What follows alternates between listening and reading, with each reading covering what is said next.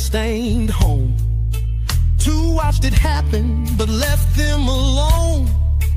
BK's the patsy in their crooked frame job, while Moscow PD fudges facts, bunch of dirty slobs. DM saw a killer 3 feet in the hall, heard whimpers and crying through the thin bedroom wall. But she locked her door tighter as the footsteps passed by, while 4 friends lay dying. Ask yourself why. 8 hours silent, too long, while heartbeats ran cold. See cold. That's not just trauma, that's a story they sold. 8 hours too late. Why wait? What were they hiding that night? 8 hours too late. Conspiracy covered in morning light. Did they scrub the crime scene? Scrub it. Coordinate lies. 8 hours too late. While the FBI framed an innocent man.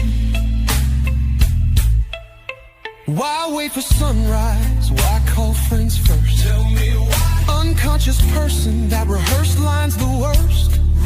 Were they destroying evidence, washing blood down the drain? Insane. Texting the real killer, the cops are a train. ISP altered body cam footage with shame. Shame on you. FBI pressured witnesses to play their game. Play the game. That party house reputation, secrets they'd keep, while Brian's the sacrifice, so the guilty sleep. 8 hours silent, calculated, while alibis set in stone. That's not just shock, that's a debt to be made. 8 hours too late. What were they hiding that night? 8 hours too late. Conspiracy covered in morning light. Did they scrub the crime scene? Scrub it. Coordinate lies. 8 hours too late. While the FBI framed an innocent man. 3 agencies weaving their tapestry fake, while roommates were buying time for evidence to break.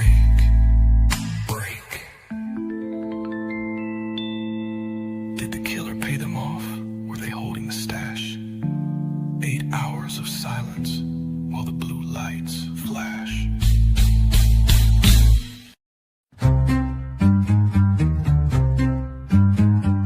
Blood on their hands, a serpent's breath, 4 shadows left in a house of death.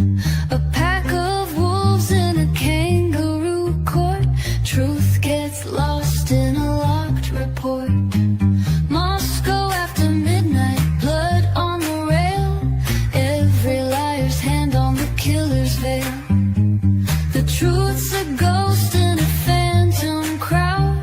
No one's innocent with silence this loud.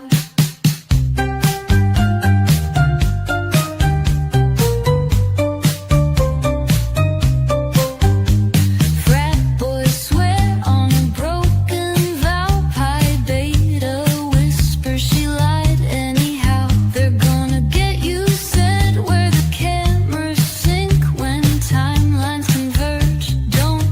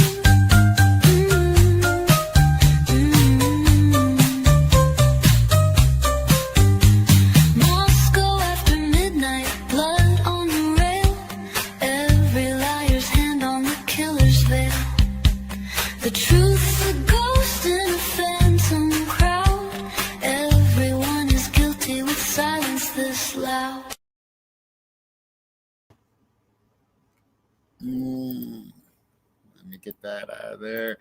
Good evening, my beautiful crime family on a Friday night, and we have a great guest tonight. Hasn't been here for a while, and I think we're going to have a good time tonight. Yeah, you're right. Once upon a crime time. And I want to say hi real quick to my crime family. Cindy Abbott, good to see you. Noni, good to see you. Caroline, good to see you. Leo, good to see you. Paco, good to see you. Randy, my brother, good to see you. And that's because I've been reading the documents, Randy. Carolyn, good to see you. Aggie, good to see you. Lindsay, good to see you. Love Tina, my girl, good to see you. Terry Martin, my girl, good to see you. Mark and Betty from across the pond, good to see you. Jackie Bushable, good to see you. Oh, and everybody chatting up there. Angela, good to see you. And yeah, Lindsay, good to see you. And everybody, Carolyn Wood, everybody. And yeah, so we're going to have a good night tonight talking with Mr. Andrew Myers and from the Andrew Myers Law Firm. And we always give him a lot of questions. We'll be doing that again, I'm sure, tonight. Anyway, I want to bring up my friend and our friend, Mr. Andrew Myers. Hey, Tommy, how are you? How are you? Good to see you. Long time. Yeah, it has been a long time. Good to see you too, bro. Yeah, good to see you. And how's your channel? I see Lainey hasn't been on for a while. Huh? We just hit 25,000 subscribers today. Yes. Excited. And I was in the top 500, the very first 500. I know. Thank you. It's a long, slow slog. It's not easy. Part of it is that I have some minions working for us, and I have this really nice person named Amy who she does shorts and then she posts them. I don't even know I don't know anything about TikTok, but she has created a whole TikTok channel for me, and she takes our episodes and chops them up and reposts them as shorts on YouTube, right, and also puts them on TikTok. I have no clue how to do it, but she does, and so that helps. That really helps. Doing those shorts, people don't, for whatever reason, people like those short things, and it really has helped. Right. So yeah, we just hit 25,000 today. Yeah, it's good. I'm glad to see. Yeah, I've been watching it grow for a while. Yeah. Thank you. Thank you. It seemed like that at the beginning it was tough to go for a while there, and then all of a sudden it just kind of took off there. Yeah. There's enough lawyers on YouTube. There's already enough lawyers, and I said to myself, why even try? Because there are just so many lawyers. So I said, I'm not going to do true crime. I'm going to do civil crime because nobody does that. Well, we did civil law. Nobody, on a good day, we were lucky to get 500 views. So we said the hell with that. And so we switched over to true crime because I've been a true crime reader since Charles Manson. I was alive then. Same here. I've read all about Manson and Bernhard Goetz and Son of Sam and Ted Bundy. I've just read it all these years. And so I figured, all right, that's what people want. That's what we'll do. So it's worked out pretty well. I mean, I am really into it. I really like doing it. I just thought I'd try something different. But there's just so much competition. There's a lot of lawyers out there. Some of them are very good. Some of them, and I can't because I'm still working, but some of them are on there all day. They go on early in the morning and they're there until dinner time, and I can't do that. So, they're obliterating me, and it's tough competition. It's really tough competition, but we're surviving. You're doing well, though. I think you're doing really well. Thank you, Tommy. How are you doing? Yeah, I'm doing good. You got a good base. You got a really good base there now. We try. Yeah. So, but yeah, I'm doing good. I keep plugging along on this case, and I gave up on Koberger for a while. Then I started reading the documents, and I'm all confused again. Maybe you can straighten us out. I don't know. I don't know. Don't look to me for being straightened out, because I mean, I did an episode today, and I've been busy and I've been working, and I haven't read all. Have you read all those documents? I have not. I'm making my way through them, and I will when I get done with not all of them. Episode, but I'm not done with them. Oh, there is so many, and I got 3 other people looking at them. So, and trying to pick what we can out of there. That's new stuff that we're learning. There's a lot of new stuff there, but there's a lot of questions that are unanswered, and it bothers me. Yeah, you mean, but I think a lot of people it bothers. What's with that 8-hour delay? Come on now. And Bethany, through her friend, said, "Oh, she had a toothache." Really? We're supposed to believe that that's the reason for the 8-hour delay? Really? Yeah, there's been no real explanation on that, and I have a hard time with that and many other things of the case. Yeah. And after he pled guilty and stuff, I was like, okay, it's done. It's and usually when someone pleads guilty to everything, and I know, right? All the Not other in this lawyers. case. All the other lawyer YouTubers are like, "Oh well, this is you have to respect the court. The court is the court, and as officers of the law, we have to respect what's been done in the court. And if he says he's guilty, he's guilty." Not so fast. Not so fast. There are a couple of articles that I picked up from. I don't know if you follow Harsh Reality, but a couple of articles I picked up from him. The American Psychiatric Association article, and then another one documented 31 different cases. Plus, I'm reading a John Grisham book right now that really intelligently documents many, many, many cases in the United States where people have pled guilty and they're not. So I'm not saying he's not guilty. I've done it. I've done it. Yeah. I've pled guilty to something I didn't do. I've done that. I'm not. Do you want to tell us about that? That's interesting. No, not really. Okay, all right, no, that's fine. But there's just so you know. But I didn't do it, and I pled guilty because somebody had somebody I didn't want had keys to my house, and I had a lot of gear in my house, and this person was into bad things, and I had to get out of jail to get over to my house. And the only way, I didn't know if they were going to hold me if I said not guilty. And so I just said guilty because I wanted to get home to protect my house. And so that's what happened there. Well, that's very valid. The American Psychiatric Association article points out various reasons why people do plead guilty when they're not guilty. And then the other article, I don't know if I can share them with you. I'm not really good with that stuff, but I have it on my episode that I'm going to drop on Sunday. It documents 31 different cases of different people pleading guilty when they were not guilty, and some of them spent significant periods of time behind bars, and they just have various reasons. They're threatened, they're intimidated by the system, they just can't take it anymore. They don't want to deal with what's going on, and it's I'm sorry, I'm not saying I know what happened. I don't have all the answers, but neither do they. And I'm just saying there's way too many questions for us to leap to the conclusion. And again, the other law YouTubers, people go down in my comments and they say stuff like, "Well, you're an attorney. How can you think that? I question everything you've ever said." That's okay.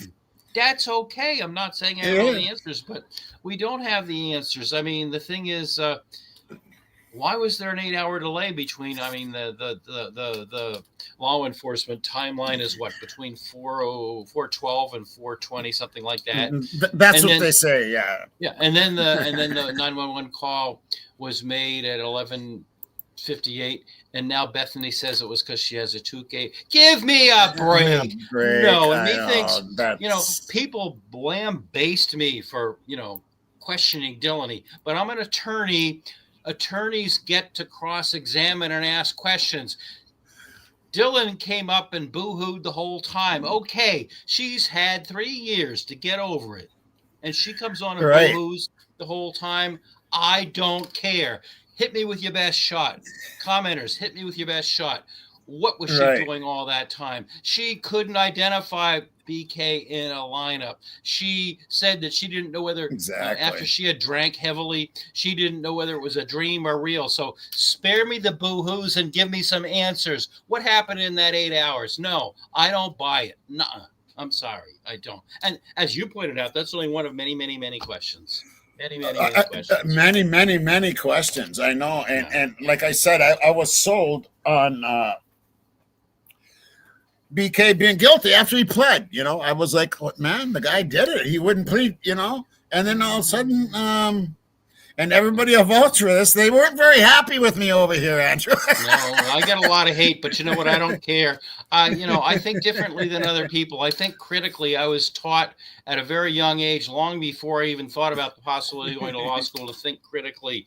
And I'm from a generation, I think you are too, Tommy. Yes, I am. am. We drove around with question authority bumper stickers on our car because we question authority. Yes. If people now want to say, "Oh, well, he pled guilty, he must be guilty."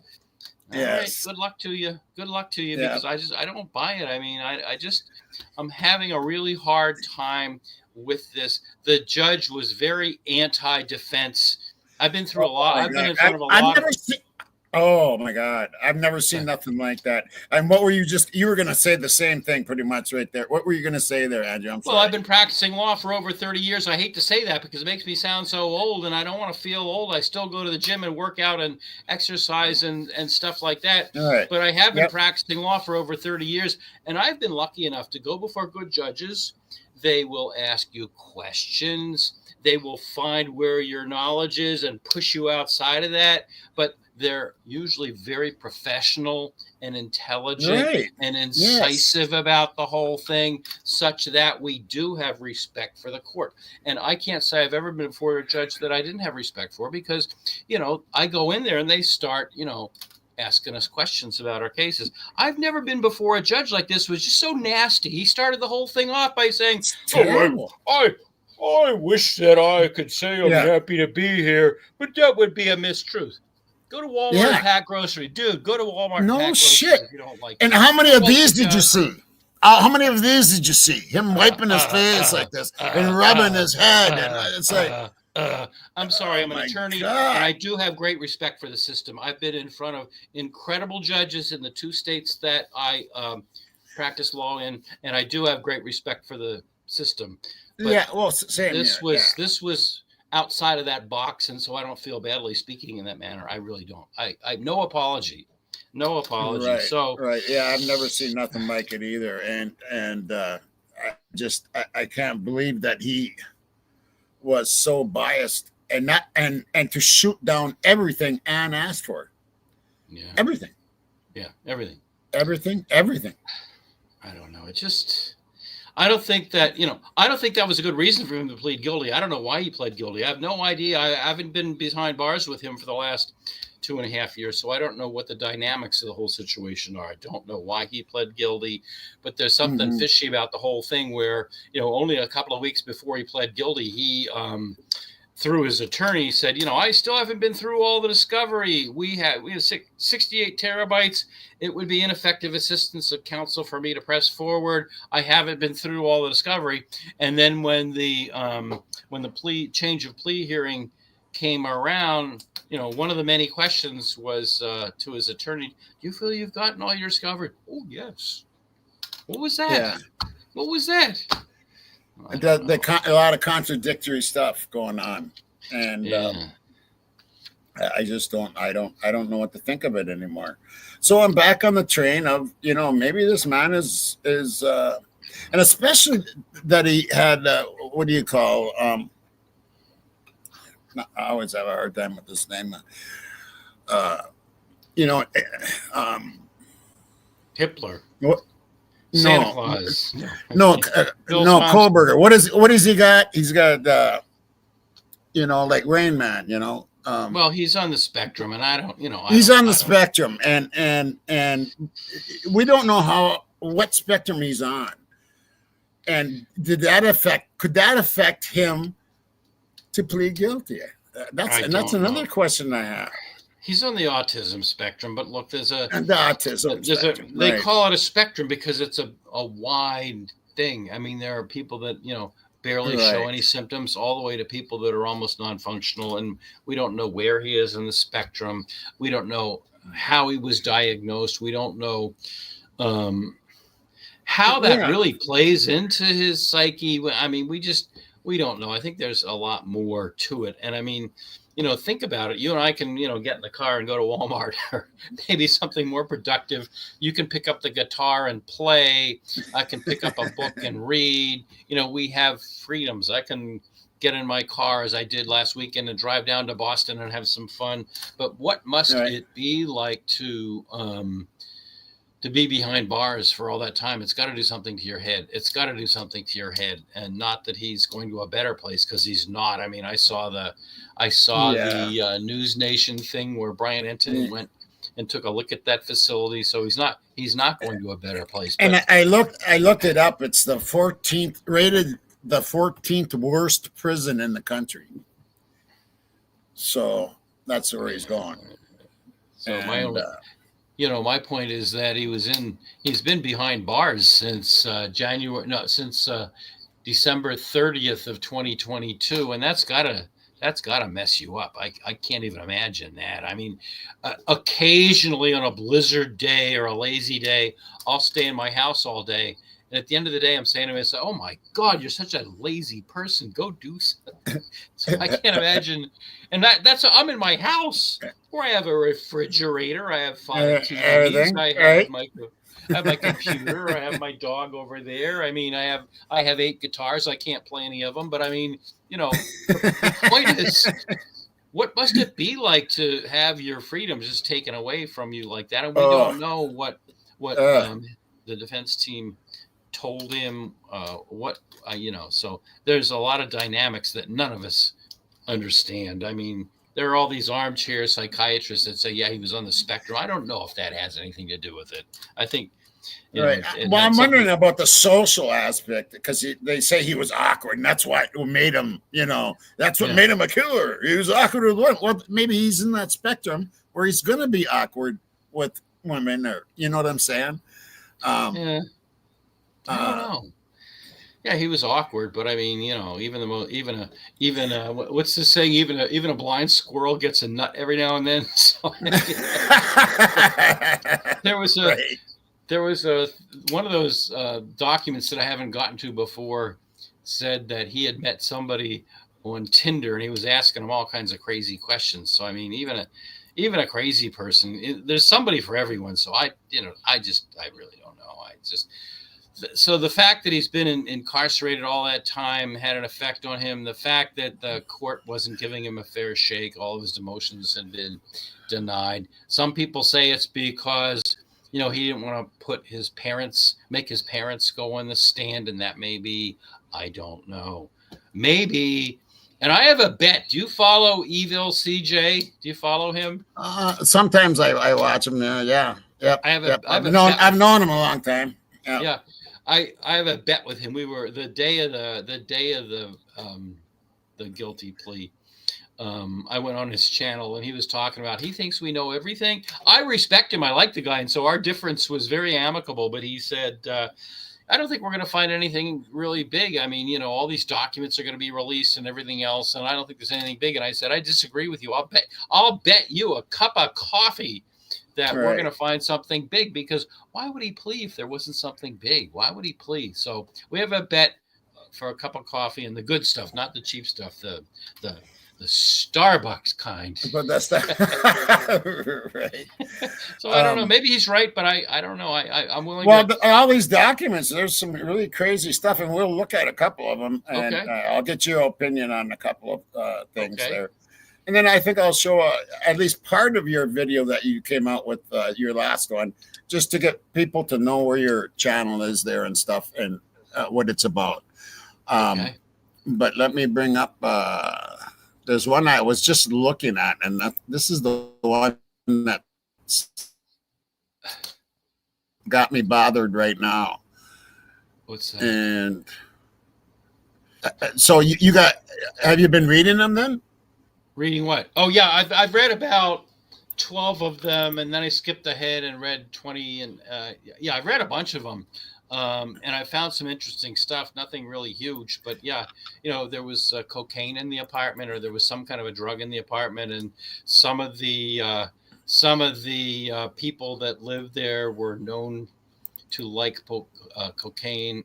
We're not going to name any names, and according to the statements, they weren't selling it there. They were just using it. Now, if you're making a statement to law enforcement, of course, you're not going to say, oh, yeah, they were dealing. You're not going to say that. Of course not. But I mean, that's a suspicious thing to me. I've always said, as you know, that a party house is just another way of saying a drug house. That's all. Whether that had anything to do with it, and I know Mr. Gonzalez will get mad at me. He'll get mad at me for saying that, but he'll have to get in line with the people that are mad at me. Paco, that's the same Paco here. Jewel, I'm sure he's Paco. Your people agree. Adderall. Carolyn Wood says it was Adderall. I don't know. Right, Paco. I'm just going by what I have read so far, and they went all over the neighborhood. They found that black vest. They found a backpack. They saw great big footprints in the snow, but apparently the great big footprints in the snow did not go up the hill to that street in the back. Apparently they went around to the front. So I don't know. No, I'm having a hard time seeing that. I'm gonna have to make my screen bigger. Now I can't see your chats, but which one is this? Okay, yeah, I'll get this. I'll blow this up here. No, I can see it. I just can't see your chat anymore. If people are saying bad things about me, I can't see. Oh, right. Okay, well, this is this is a search warrant issued for someone's place. And I'll say initials, and that's it. JS, and you can see the name is redacted here. Yep, I see. Yeah. And I think everybody knows who we're talking about. Yep. Mm-hmm. So it says, and I'll blow this up a little bit here. And it says OFC house, and I responded to blank Queen Road in approximately 1,000 hours on 11/15/22. We walked on the common walkway in front of the door to blank's apartment and observed the exterior of the door. The area around the door had numerous spots of a dried fluid, which appeared to be rust drops from a metal roof above the apartment's door. These drops were mainly on the wall next to the door frame, not on the frame itself. I observed what appeared to be a different fluid spot on the door, approximately 8 inches up from the bottom of the door, under the doorknob. I also noticed the deadbolt plating was clean, polished silver, and had no dirt on it. I walked away from the door in order to conduct an interview on a possible witness. OFC House and several members of the ISP forensics unit, to include Detective Hugh Paul, walked back to the blank Queen Road, blank, whatever. I met back up with OFC House and Detective Paul on a short time later, and they told me they believed the spot of dried fluid on the door displayed similar characteristics to that of dried blood. So fucking taste it. Right, exactly. Yeah, that's coming. Namely, Detective Paul stated the spot displayed a cracking texture common when BLOOD dries on the surface. The spot also displayed similar drop patterns to the BLOOD spots found on the banister wall and the wall on the stairwell to the ground floor, which I observed inside 1122 King Road.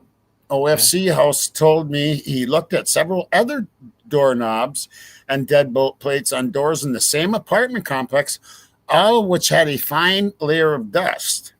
OFC House also confirmed blank's door did not have the same layer of dust, as though it had been cleaned off. I returned to MPD and was notified by Detective Vargas, who was reviewing security camera footage provided by the owners of Linda Lane, a possible footage of someone walking by the camera at 0350 hours on 11/13/22. I watched the film with Detective Vargas, and the cameras show the parking lot of blank Linda Lane, which is situated directly south of Queen Road. The frame captures a portion of the blank Queen Road parking lot in front of blank, but does not capture the apartments themselves. The area of blank Queen Road is also much darker than blank Linda Lane. The video is infrared and thusly displayed in black and white. at approximately 0350 hours on 11/13/22 per timestamp on the video. A figure clad in dark clothing can be seen walking from the building which houses blank Queen Road. The figure walks to the west out of the parking lot. We've all seen this, people. I've showed you this many times. And leaves the frame of the video as the figures enters the sidewalk area between the two other apartment buildings at blank Queen Road. That's going right to 1122. Okay. The terminus of this sidewalk is immediately east of 1122 King Road. The figure is not captured by the cameras any further because there is no cameras. That's why. Right. Based off the information above, MPD and ISP officers served a search warrant on the exterior of the front door to blank Queen Road. Access to the residence per this search warrant was granted only if a presumptive position test for BLOOD was found on the exterior door. Nothing was found during this search and the warrant was returned. On 11/23/22, MPD Officer Morris was contacted by another JS, but someone different, a maintenance worker for blank, which it manages blank Queen Road. Blank told OFC Morris he conducted a routine maintenance order on blank Queen Road on 11/22/22, wherein he discovered something of note.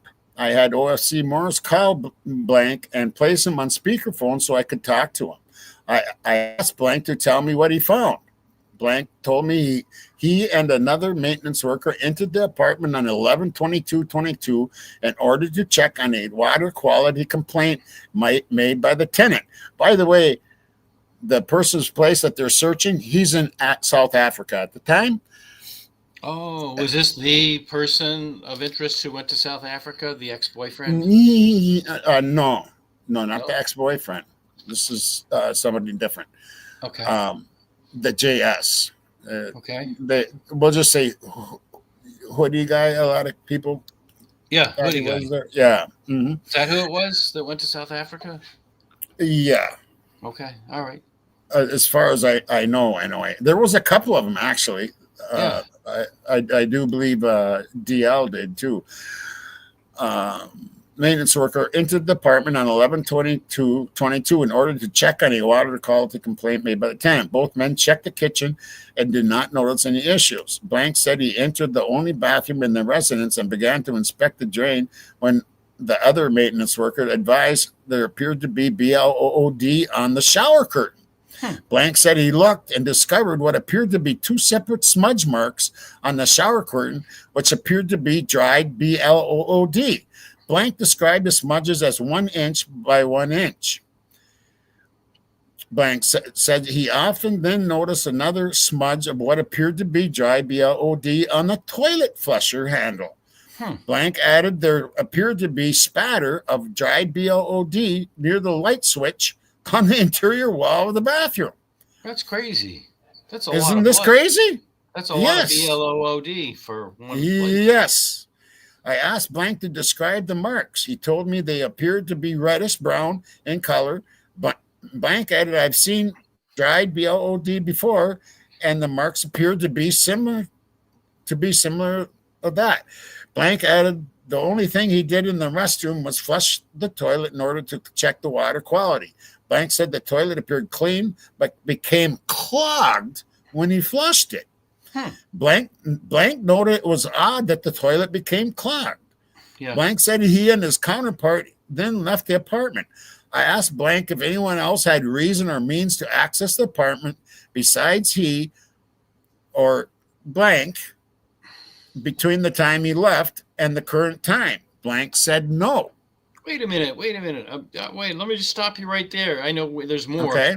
There's always more. Did they photograph these blood marks? Did they photograph these marks and smudges? It does not say a word about that. Isn't that odd?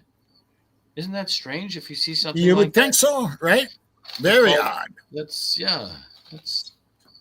very odd. This whole case has so many questions, whether they're important questions or tangential questions, we don't know, but that's just kind of strange. Yeah, we don't know if it's a cover-up type of thing, or more of like incompetence? Yeah, no, we don't. Yeah. No, and your viewer there, Notorious Pebs, says, did they Oh, is she test in here? this? I can't see. I got this big. Okay, here we go. It says, did they test this? Yeah, that's a good question. Test this. Yeah. Right. Did they? Exactly. Hey, Pebs, good to see you, girl. Been a while. Yeah, this is crazy shit, dude. I mean, this is the stuff you're going to run into when you start reading this stuff. And you go, well, here's a guy that I've been saying all along should be interrogated very heavily. And this is the way they treat this. Yeah. I served the search warrant with ISP. And go ahead. I've cut myself. And it bleeds onto the counter. But after you put your Band-Aid on and do whatever you do, you clean it up. You don't just leave it all over the walls. And I've never intentionally made a spatter mark anyway. I mean, this is suspicious. Right. This is weird. Some questions need to be asked. Yes, definitely. And then the spot out on the door. And the shower curtain. Yeah. What about the shower curtain? Yeah. And so apparently switch. He walked in with it. He walked in with cut hands, or something. You know what I'm saying? Yeah, it's just too many questions. I mean, why would they even post this? What's the point? How long is this? Can you keep reading it, or do you want me to read some? Oh, I'm almost done. Okay, all right. You finish. Yep. Where was I here? And the marks appeared to be similar to that. Blank added, the only thing he did in the restroom. Okay, I did that. Said no. I served the search warrant with ISP investigators Jeff Talbot, Hugh Powell, and Jake Schwecke, whatever. We discovered the blood smears and spots in the locations Blank described. In addition, there were more blood splatter spots on the wall on the entryway into the living room. Samples of each were collected. 94 in total. Wow. 94 in total. That's a lot. That is a lot, folks. And it's more than, like I said before, you're working in the kitchen and you break a glass and you cut your finger. It's a lot more than that. It's a lot more than that. Yes. And ISP Detective did take photos. Okay. Where are they? Where are they? Of the residence. Okay. Upon completion, I left the required paperwork on the couch in the living room, and Detective Talbot took a photo of it. All units cleared without further incident.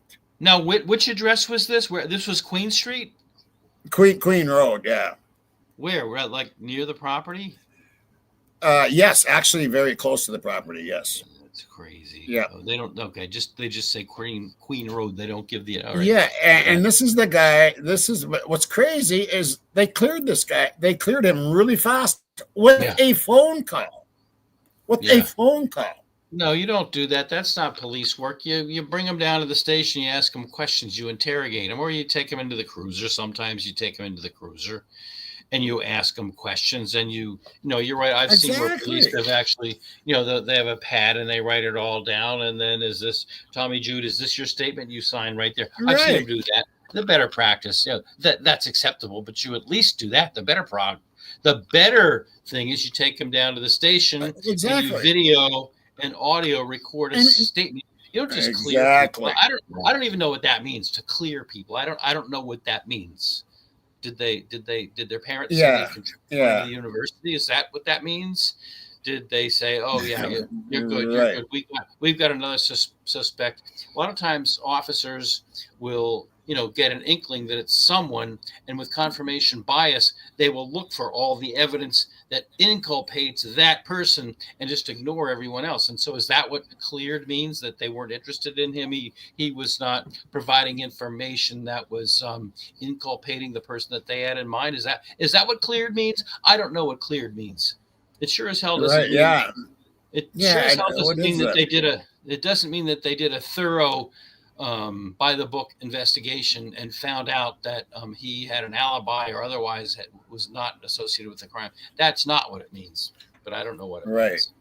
That's nuts. Well, apparently this guy ended up that night or later that morning or whatever, took off from Moscow and went to his parents' place or parents' cabin or something Yeah, in I heard that. Garden City, I think it was. Or, yeah, It which was a is long crazy drive. too. It was a long drive. What, 5 hour in the middle of the night? In the middle of the night, he left. Right. That's a little bit. And then disappears to South Africa or something. And then, you know, all they do is a phone call, and that's in one of the documents too, that they phone called him and they cleared him on the phone call. And it's like, there's 94 spots of, and they didn't do what's going on, Andrew? What's going on? Whose blood was it? What blood type? What DNA? Exactly. And, the other thing is, once you see blood spatter and blood spots, let's go in there and bring the luminol in there. Let's go in there and see if there's any, footprints. Let's go in there and see what else there is. Let's look behind the couch. Let's look in the drawers. Let's look in the garbage outside. Let's, start asking questions and doing a real investigation.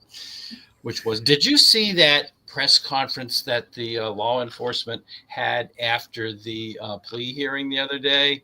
They were just, I don't know if you saw it. It was just so self-congratulatory. I would like to thank so-and-so. I know. Right. It just made me ill. It's like a show. Like a show. I mean, there's a time and a place for that. If they want to go have a pizza party in Brett Payne's house and bring pizza and, Doritos and, adult beverages. It's like a movie. Like a movie with bad actors. It made me more suspicious of law enforcement than I've ever been before to see that repulsive press conference. I have not a whole lot of, and now what you just showed me now, amplifies my questioning of the whole way it was done. It's just, And wait until you start digging. I mean, there's more and more and more, and the more you start digging into it, the more you're going, what the hell? Yeah, what is going on? I've promised my viewers that I'll sit down over the weekend, and it's supposed to be a nice weekend, darn it. But I guess I've consigned myself to sitting around the house. And I know. Yeah, I know how it goes. Someone said that it's 1,400 pages altogether. That's a lot. That's like Gone with the Wind. How many pages is Gone with the Wind? Yeah, right. No. It is a lot. It is a lot, but there's a lot of junk that you can go through kind of fast. Yeah, the first 8 or 10 of them I went through pretty quickly because there wasn't a whole lot in there. But I do need to sit down because I look at the file. How big the files are. Yeah, and I look for the bigger ones. You know what I'm saying? And then I do know what you're saying, and then that's where they're going to hide stuff. Yeah, there were a couple that was just like, I went there, I took a photograph, I put the photographs in the file, and that's it. So that's obviously nothing. But I did also notice that when they said things like that, I don't think the photos are out there, are they? I don't think the photos are in. No, are we going to get, okay, that's one thing I'll ask you right here. Are they going to get that kind of stuff? You have to ask them. I mean, during the pendency of a criminal case, the defendant has an absolute right under Brady to get any and all evidence, against him or that exculpates him. So during the pendency of a case, there's a continuing discovery obligation. But now that the case is over, but us, the public, John Q, are we going to be able to see these pictures? You'd have to ask them. I don't know. I really don't know. Judge Hippler obviously has said, I almost said Judge. I almost said Judge. Judge Hippler has said he's going to go through all of the discovery, and I understand that the discovery would include photographs, and he's going to go through it all, in a reverse order because he's most familiar with the more recent things. But I don't know. That's a good question that you're asking. I just don't know. Yeah, I know. Yeah, there's a lot of questions. Yeah, there's going to be questions coming up. I'm sorry, but there's, Andrew, sorry. Answer as an attorney, why not have him? Where did it go? Oh, I see it. Why not have him stand during sentencing, and why did they not have him face the judge during trial? Well, there was no trial, but no, that's a good question. Usually, usually people, I mean, our rules in the 2 states that I'm familiar with require that when you go before a judge, you stand up. Even if it's just like objection or yes, Your Honor, or no, I might be sitting down, but if the judge asks me, Attorney Myers, is there anything else? And all I want to say is no, Your Honor. I get up and I say no, Your Honor. But this judge did say at some point in a previous hearing, I appreciate the formality, but you may sit. So that was just this judge's personal thoughts about the whole thing. So it's. I agree with you, Terry Martin. He should have stood up during the whole thing, but the judge said it was not required. So, right, yeah, I remember him saying that. Yeah, there is stuff on Molly McMichael too, which I thought was a little strange too. The DoorDash lady, MM. Yeah, the DoorDash lady. Yeah, that's a whole episode. That's a whole episode. I did an episode with Lucky, Lucky. Unfiltered. Oh, yeah, right. Yep. He's a great guy, and he really dug into that. Yep. He's a bright guy, and he really dug into that. So he was nice enough to do a collaboration with me and explain a lot about the DoorDash lady, and she has a checkered past. She does. She really does. Her testimony's in there, and it's a little different than what we told. Really? I haven't gotten to that yet. A little bit different. Yeah, a little bit different. Yeah. Do you know offhand which document that is? Because I'll read that first in the morning. That's all right if you don't know. That's all right. No problem. I might know in a minute or two here. Okay. Yeah. It's too bad they're not indexed. It's too bad they're not indexed. That would make it easy. But yeah, it would be too easy to index them. Right. We're working on that. Okay. Good. She said something like, well, she went behind the house at first and she was going to walk down. And then she decided to go around. And this other tan car went by with blonde, spiky hair, a guy with blonde, spiky hair, blonde or red, spiky hair. Really? Yeah. That's in the documents? Yeah. Well, does that make any sense? Because I understand, I don't know, but I understand if you're a DoorDash driver, the way you get more business and increase yourself on their algorithm is to be fast. So wouldn't you go to the front door, make your delivery, and then hit the clicker? So she said you know what's crazy? She had a hard time finding it. She what? She had a hard time finding the house. She states that in there, and she drove around a couple of times. So you know what I'm saying? There's one of those cars driving around right there looking for the place. 1122 King Road actually fronts out onto Queen Road. Right. It fronts out onto Queen Road. Yep. My guess. And then if you look at the property lines, there's a long straight piece of land that goes out to King Road, and having been on a planning board and a zoning board, I can only imagine that it's a really compact area. It's a heavily populated area, and sometimes planning boards and zoning boards will shoehorn a property in. So I would imagine that it would be hard to find. GPS might lead you out to Queen Road. Yeah, or the other way around. They would lead you to King Road, and it doesn't. If King Road is here, it doesn't front onto that. It fronts onto Queen Road. So I guess that's credible. Either that, or she was on one of her substances. I don't know. Yeah, it's not very nice. There was some questionable things in there, but she said she put the food down by the door, took a picture of the food. Mm-hmm. And then left. I don't know anything about that. Aren't you supposed to give food to the person? Why would you put it down and then an animal? No, you can put it by the door. You can put it by the door. Not where I live. I would hope that's not true where I live, because where I live, by the way, I was sitting here minding my own business, watching TV the other night, actually watching YouTube the other night, and two of my very nice neighbors, said, Andy, hope your dog and cat are inside because there's a coyote in your backyard. There's animals where I live. I live in a kind of rural area. There's coyotes, there's bobcats, there's beavers, there's, God knows what else. So I would hope that a DoorDash driver wouldn't leave any. I'm sorry to give you this color Right. commentary. It's totally irrelevant, but I mean, there's animals around here, not to mention dogs and cats. So I don't. No. That's hard. That's hard for me to take, that a DoorDash driver can just leave the food out. Yeah, they can leave it out. But they have to knock on the door, ring the doorbell, or whatever. But they can leave it out. But they have to take a picture of it. They have to take a picture of it, and that's what she did. She put it down, and then she took a picture of it. But here, I do got her document here. So I'll just bring that up real quick. Let's go.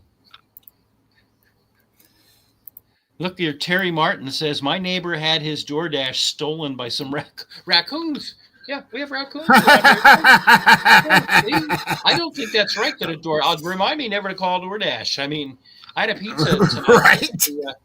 I had a pizza tonight, but the woman that was delivering it, rang the doorbell and waited for me to come to the door, which I did right away. And she handed it to me in hand. So I don't know.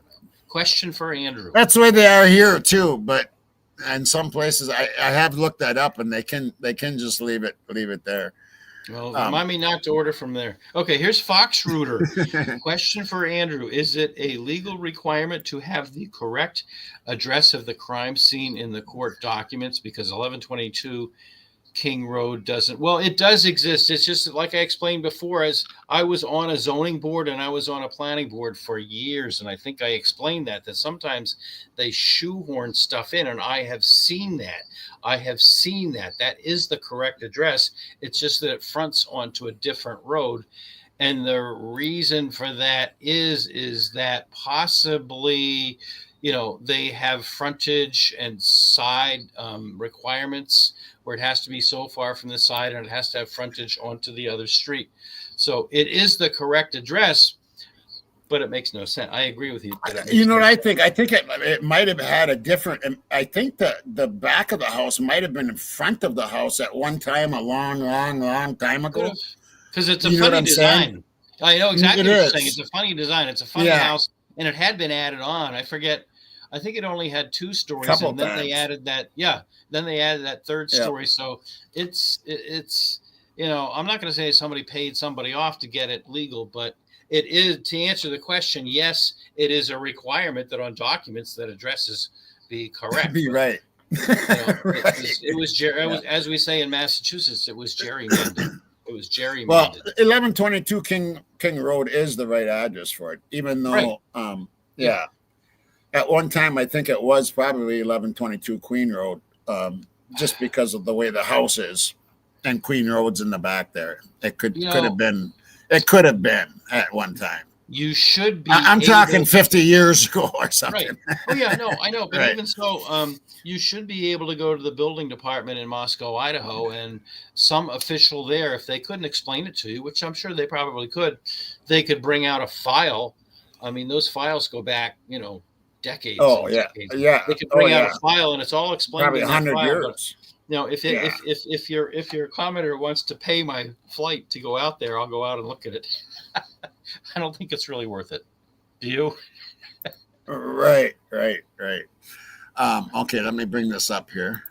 Molly did go the back way downhill, but she had been there before. She was not lost. Another little. Why would she go, if you're in a hurry to deliver food and then go deliver more? Why would she go back there? Well, I haven't read these documents, so I don't know. But why? What would be the point of that? Right. And then, but we don't know her state of mind at the time either. I was thinking the same thing. And it's only a rumor and it's only speculation, and I don't know. But somebody was indicating whether she was delivering substances or picking up substances. We don't know. Right. Yeah. Here we go. Narrative here. Okay. So on November 23rd. 2022 at approximately 20:39 hours, MM, which is of course Molly McMichael, came to the Moscow Police Department to be interviewed about her presence in the area of the 1122 King Road during the early morning hours of November 13th, 2022. McMichael was identified as being in the area through records obtained from DoorDash. So she didn't come forward, it doesn't sound like. Obtained from DoorDash via a search warrant and was confirmed as being in the area based off a Google geofence warrant, which was obtained as a result of this investigation. I was accompanied by FBI agent Alex Skelton during this interview. McMichael told me she worked for 12 to 18 hours on the night of November 12th to the 13th and received 3 orders in the King Road, Queen Road area. 2 of the orders were at blank Queen Road apartment complex, which is immediately to the east of 1122 King Road. McMichael said the delivery at 1122 King Road was her final order for the evening. McMichael said she could not find 1122 King, they say kind here, but that's supposed to be King Road address, as the address number was hidden by the porch light. That doesn't make sense to me, but okay. No. Which caused her to remain in the area for approximately 15 minutes. Isn't that I thought she had been there before. Am I wrong? I don't know. I have no clue. There before. Okay. But 15 minutes? Really? Okay. McMichael also stated her Google Maps told her to go to the parking lot immediately behind 1122 King Road, which that could possibly be. Yeah, Google Maps. Yeah, I understand that. I've had problems with Google Maps. I've had problems with it. Yeah, same here. McMichael stated, especially with that address, you know. Yeah. McMichael stated she initially parked in the front of 1122 King Road and could see a female in the, this is weird, see a female in the top left window, the 3rd-story bathroom. McMichael said she saw the same female a couple more times in the same window, and she would duck down when McMichael looked at her. I heard this somewhere. I haven't seen this document, but I heard this somewhere. Yeah. Yeah, McMichael then said she drove to the back parking lot behind 1122 King Road and parked. She stated she could see the back courtyard area behind the house and noticed all of the lights were on. McMichael stated her map told her to walk into the back of the house, but she did not feel comfortable doing so because there was no path. McMichael said she started to walk down the road, which runs north-south immediately to the east of the residence. McMichael stated a tan sedan drove next to her while she was walking. A tan sedan. A tan sedan. Not a white Elantra, a tan sedan. All right. A tan sedan. Right, okay. McMichael said there was one male driver and noticed he did not look at me. She said he looked completely zoned and just drove by her. McMichael later stated the driver was white with blonde or red spiky hair. Well, that's not our BK because he's not a blonde and he didn't have spiky hair. So what the hell is this? Right. McMichael also noticed the dome light in the car was on when it went by and later told me the male was wearing a light collared shirt. McMichael stated she walked back up to her car and drove back to the front of the 1122 King Road, at which point she saw the address numbers. McMichael said she placed the order at the front door, took a picture, and then left at approximately 4 o'clock a.m. Isn't that something? Yeah, but I mean, that's totally contradictory to what we had been led to believe in just the last several weeks, where she parked right next and she saw and it was Koberger. So this is totally contradictory. This makes no sense. It is. One or the other is a lie. One or the other. They can't both be true. Exactly. During the time McMichael was in the area of the King Road residence, the white Elantra can be seen via the blank King Road camera. Wait a minute. She just talked. I'm confused. She was just talking about a tan sedan. Yeah, now it's the white Elantra. What? Huh? Who wrote this? There's no context. There's no flow. There's no like explaining what's going on. All of a sudden we talked about the Elantra. Right. Yeah, this is really weird. During the time McMichael was in the area of the King Road residence, the white Elantra can be seen, via the, I think this is 1126 King Road camera driving back and forth on Walenta Drive. This is the camera seeing it. Right. Okay. Oh, And okay. and, All right. and then enter the King Road Queen Road loop at approximately 0356 hours. Okay. Okay. Now, it's funny that she didn't mention seeing this because remember, she dropped that off at 4 o'clock, right? Right. And was leaving at about 4. Well, this is 356. So they're going backwards here. Yeah. At the point, McMichael pulled into the front parking lot before she dropped the order off. The white Elantra pulled in behind McMichael's vehicle, a gray Subaru, blah, blah, and then exited the King Road at approximately 0358 hours. 358. Wait a minute, I'm confused. Wait, back up. I'm confused. Maybe it's me. I don't know. Okay. Maybe I need another triple shot. I don't know, but it's the white Elantra. At that point, she pulled into the front parking lot before she dropped the order off, which, as you pointed out, is 4 o'clock. The white Elantra pulled in behind her vehicle. Right. And I heard about this. A gray, so she's driving a gray Subaru Forester, and Right. then exited the King Road at approximately 3:58 hours. She did not 3:56, mention seeing the white Elantra behind her at any. She didn't. Wait a minute. She didn't mention seeing the white Elantra behind her at any time. No. I'm confused. So am I. Well, keep going. Maybe it'll make sense. I don't know. Because it says on here that at approximately at the point pulled into the front parking lot before she dropped the order off. Right. The white Elantra pulled in behind McMichael's vehicle. Well, I thought we've been led to believe that, it pulled next to her, or she pulled next to it, and she looked and she saw him. That's what we've been led to believe in recent weeks. So something doesn't make sense. Okay, I was told the story before these even came out. Okay. And it's by somebody that lives over there and that knows them. Okay. And said that this is what she said. She told her, and this is coming back to me, so it's hearsay, okay? But she said that when she was pulling in, there was a white vehicle pulling out. Okay. And that she did not see him. She didn't look at him. She was pulling in and she didn't look at who was driving. And that she dropped the food off and took off. And she said she put the food down by the door, took a picture and took off. Okay. That's what I was told. So, and I understand what she told you, and that's interesting. But that's another story that doesn't line up. Things just aren't meshing up here. Right. And McMichaels did not mention seeing the white Elantra behind her at any time. No. So what's the deal? Well, again, commenters are going to bash me, but is it fair to say she had issues?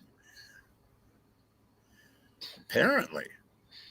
So where were she's we? Lying, or she's lying, or somebody's not writing this down right, or they're making shit up, or something. Or she said that she had been working for 12 to 14 hours. I mean, after you work that long, you're bleary, you're giddy, and yeah, that could be. Well, and then probably a few swigs of some whiskey and. Well, I was going to say maybe energy drinks, which are also not any good for your perceptual abilities. They can make you woozy. So right. I mean, I would if she's working a 12 to 14 hour shift, she's going to be a little bit out of it. I think. I don't know. And she goes on to talk about this girl up in the window, though, which is really weird. Yeah, let's read this. I continued to question McMichael about her time near the residence. She told me she walked down Queen Road at one point with her flashlight out. No, why would she? Whatever. McMichael can be seen doing so on the footage from 1126, I'm pretty sure. 1126 King Road. McMichael also continued to tell me the female she saw in the upstairs bathroom window would duck down when McMichaels looked at her. McMichael described her as having long brown hair. McMichael stated she could not identify the girl as one of the victims. Approximately 30 minutes into the interview, SA Special Agent Skelton requested McMichael take part in a cognitive interview. Yeah. McMichaels agreed, and S.A. Skelton began the cognitive interview. During this interview, McMichaels confirmed much of the information she had already told us. McMichaels was able to remember she had her dog with her during one of her walks in the area, but did not clarify much more in the ways of details of the evening. We thank McMichaels, blah, blah, blah. Subsequent investigation of video footage, child data showed the tan sedan McMichael saw was likely a light-colored SUV which left the area. So they must have looked at some of the footage. And then wait a minute, read that last sentence. She didn't see the Elantra at all. It does not appear M saw the white Elantra at any point during her time near the residence. So where do we get this business? Right, yeah. Right next, and she saw. Then that's right. That makes no sense. Right here. Did not mention seeing the white Elantra behind her at any time. No, I'm going down to the very, very, very last sentence, right above the number 4. Moreover, the very last sentence says, moreover, it does not appear M saw the white Elantra at any point during her time near the residence. Now, that doesn't mess up with what we've been told. No, that doesn't match up at all. No. And, that whole pullover, and then, that gets released, and she's saying, I know Bill Thompson, and I got to testify, and, and she's seeing him, and blah, blah, blah. Well, what a bunch I suppose maybe she was trying to get out of the DWI. She was trying to talk her way out of it. She was trying to talk her way out of it. That's probably what she was trying to do. Yeah. You know what? I'm never going to call DoorDash if they could just leave if they could just leave the food and not hand it to me, because there are animals where I live. And then the other thing, she had her dog in the car. What's to keep the dog from sticking its nose into my food? Ick. Right. I don't want that. I don't want to order, Kung Pao chicken and have the dog sticking its nose. Take a piss on it. Left your leg. Take a piss on it. I don't even want the dog sticking its nose in my Kung Pao chicken. I mean, come on now. That's ridiculous. Right. These reports are raising more questions than they're really answering. I don't know why they even bothered to waste their time or ours releasing them all. I'm going to go through them all. This is instructive, and I've read some other stuff, about finding substances in the house that appear to be cocaine. I mean, that's interesting. It is interesting. So I do want to go through them all, but I don't think we're really learning anything. I just don't think we're learning a whole lot through these documents. I might change my mind when I get through them all. I don't know. But it is actually, we're learning, but it raises more questions. Yeah. You know what would make a really good episode is if a bunch of us would get together and just read them all from start to finish. When Patterson's book came out, and I think this is a major copyright violation, but there was a creator that just read the whole thing. She read the book. She put it underneath an overhead thing, like an Elmo, an overhead projector. She put it under there, and she read the whole book. It took her several episodes, but she read the whole thing. Maybe a bunch of us should get together and read all of these. Read all these documents. And I wonder what kind of conclusion would we come up with. I don't know. I hate to say it, but I think it's pretty obvious that this is a police department, and I think they admit it. That's why they called in the Stadies and the FBI immediately. This is a police department that's, used to busting kids for drinking and smoking weed. That's what they do. Right. They get a drunk driver over the weekend. They get kids, doing things that they shouldn't be doing. And that's what they're used to doing. This is just way over their heads. This is like the little league team playing the New York Yankees. And right. They were out of their league, and no disrespect meant intentionally, but they were out of their league. Just So anyway, interesting. More in incompetence, probably more than corruption. They just didn't know what they You know what I mean?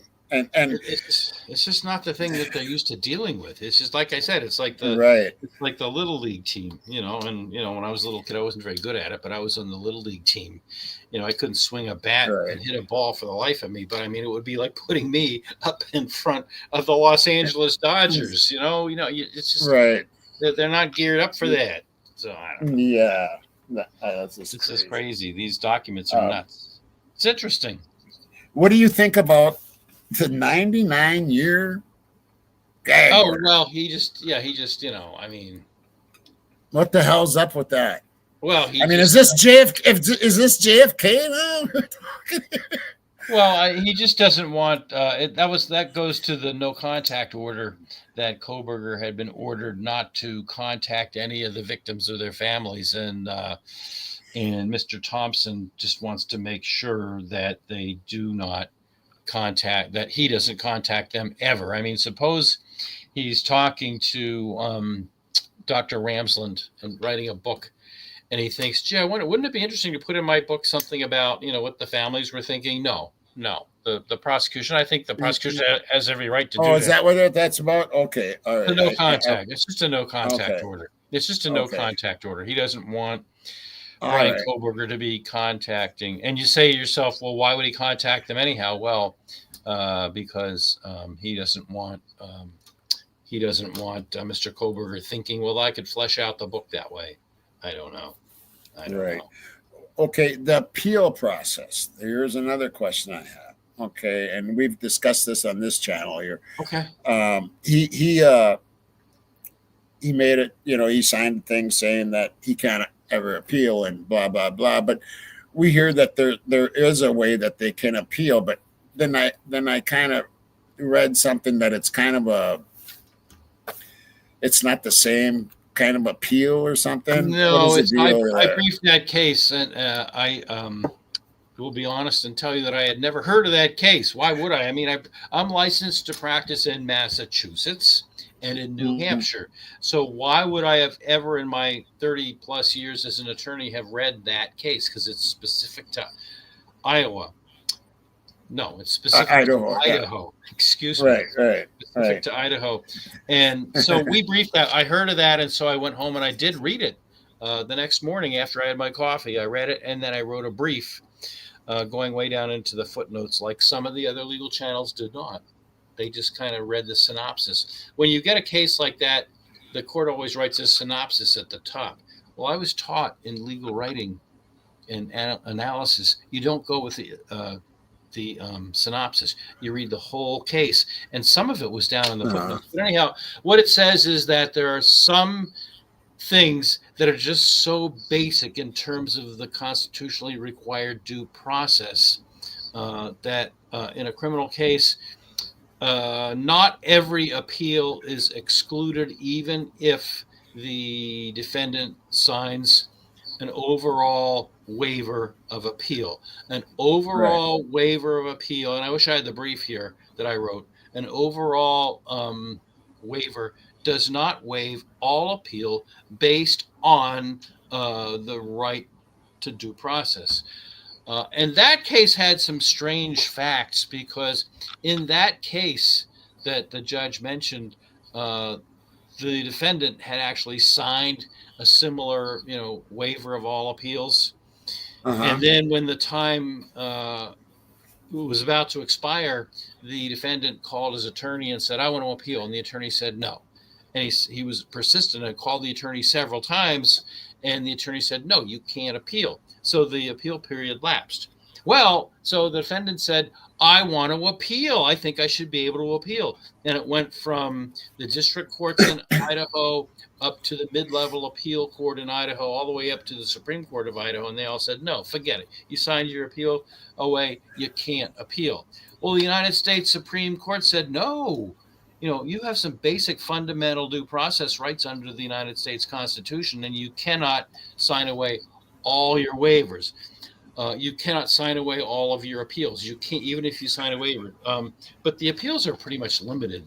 And in that particular case, because the attorney refused to file the appeal, the issue was whether there had been Boy, I didn't think I was going to have to brief a United States Supreme Court case on your channel, but anyhow, what the court says is your appeal in this case is based on ineffective assistance of counsel because your counsel, despite the fact you told him to appeal, wouldn't appeal. So it would seem that on the facts of that case, if Koberger wanted to appeal, it would be strictly limited to probably effective assistance of counsel, which I think, as much as I think Ann Taylor and the team were really good attorneys, they told the judge only a couple of weeks before the plea, it's ineffective assistance of counsel. We have not had a chance to go through all of the documents yet. And so we can't. Right, I remember that. And then they turned around and said, oh, yeah, they did. So I can see that. I'm not saying it's going to happen. And I think the same thing would happen. The courts, obviously, Hippler would say, no, forget it. And I would guess that the appeal court in Idaho would say, no, forget it. And the Supreme Court in Idaho would likely say, no, forget it. But then if it goes all the way to the Supreme Court, he might have a shot. I don't know. It's tough, though, because it'd be a longer road. Right. He went through that whole colloquy, they call it, where the judge asked him, is it your free will? Is it knowing? Is it voluntary? Were you on any substances, legal or otherwise? And are you pleading guilty because you did plead guilty? But get your do you have a dent, dent, dent side effect like I do? We have a sound effect that goes dent, dent, dent. I know you do it. No, I don't got that one. No. Well, we have, and the reason I say that is because I do think that there's some phony stuff going on here, and I do think that he does have some kind of appellate rights. I do think that something fishy went on here, and I don't know. I can't put my finger on it exactly, but I think we haven't heard the last of the legal machinations in this case. That's all I can really say right now. I've thought it out a little bit more. But right now, I can't really say a whole lot more. Right. Okay. We appreciate that. That actually gives me some insight on that. Because I had absolutely none. Could he, couldn't he, couldn't he? Because I kept hearing different things. So thank you much for that.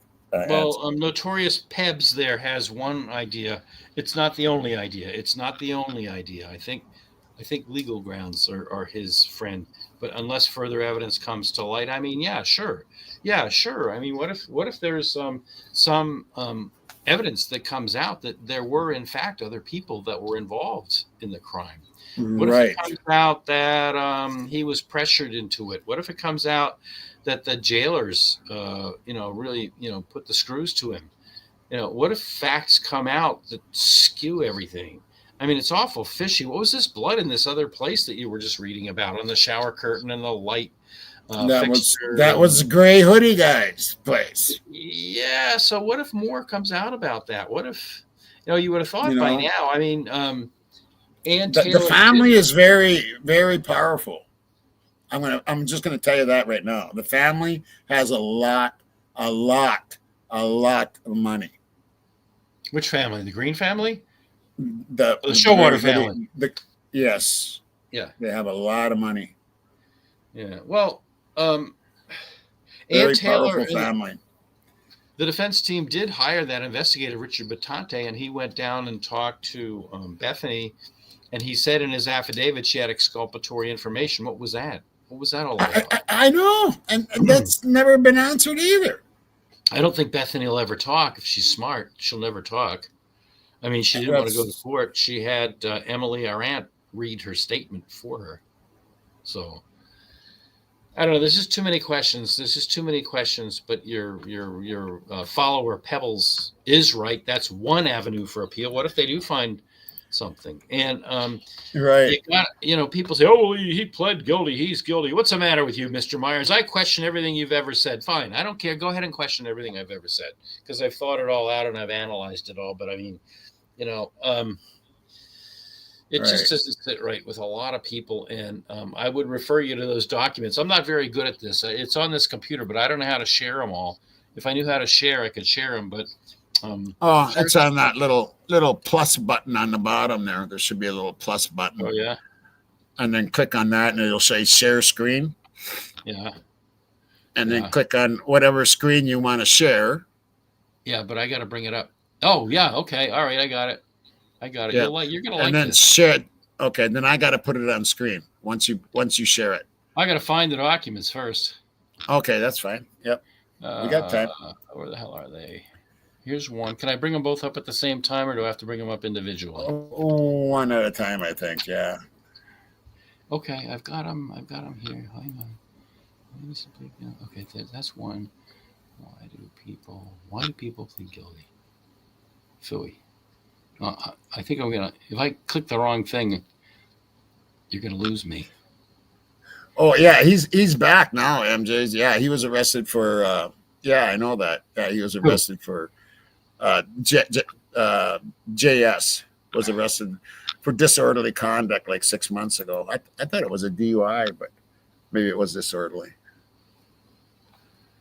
Okay, so here we go. He's not hiding now, no, but he hid for long enough to have his hands heal. Okay, I've got it on the screen. Now what do I do? Okay. I put it up there. Here we go. All right. Here we go. And again, I'm stealing Harsh's material. He did this earlier this week, but it's good stuff. This is an article. Yeah. This is an article. Did you see this already? Yeah. Go ahead. Do it. This is an article that was posted by the American Psychological Association in July, August 2015. Why do people admit to crimes they did not commit?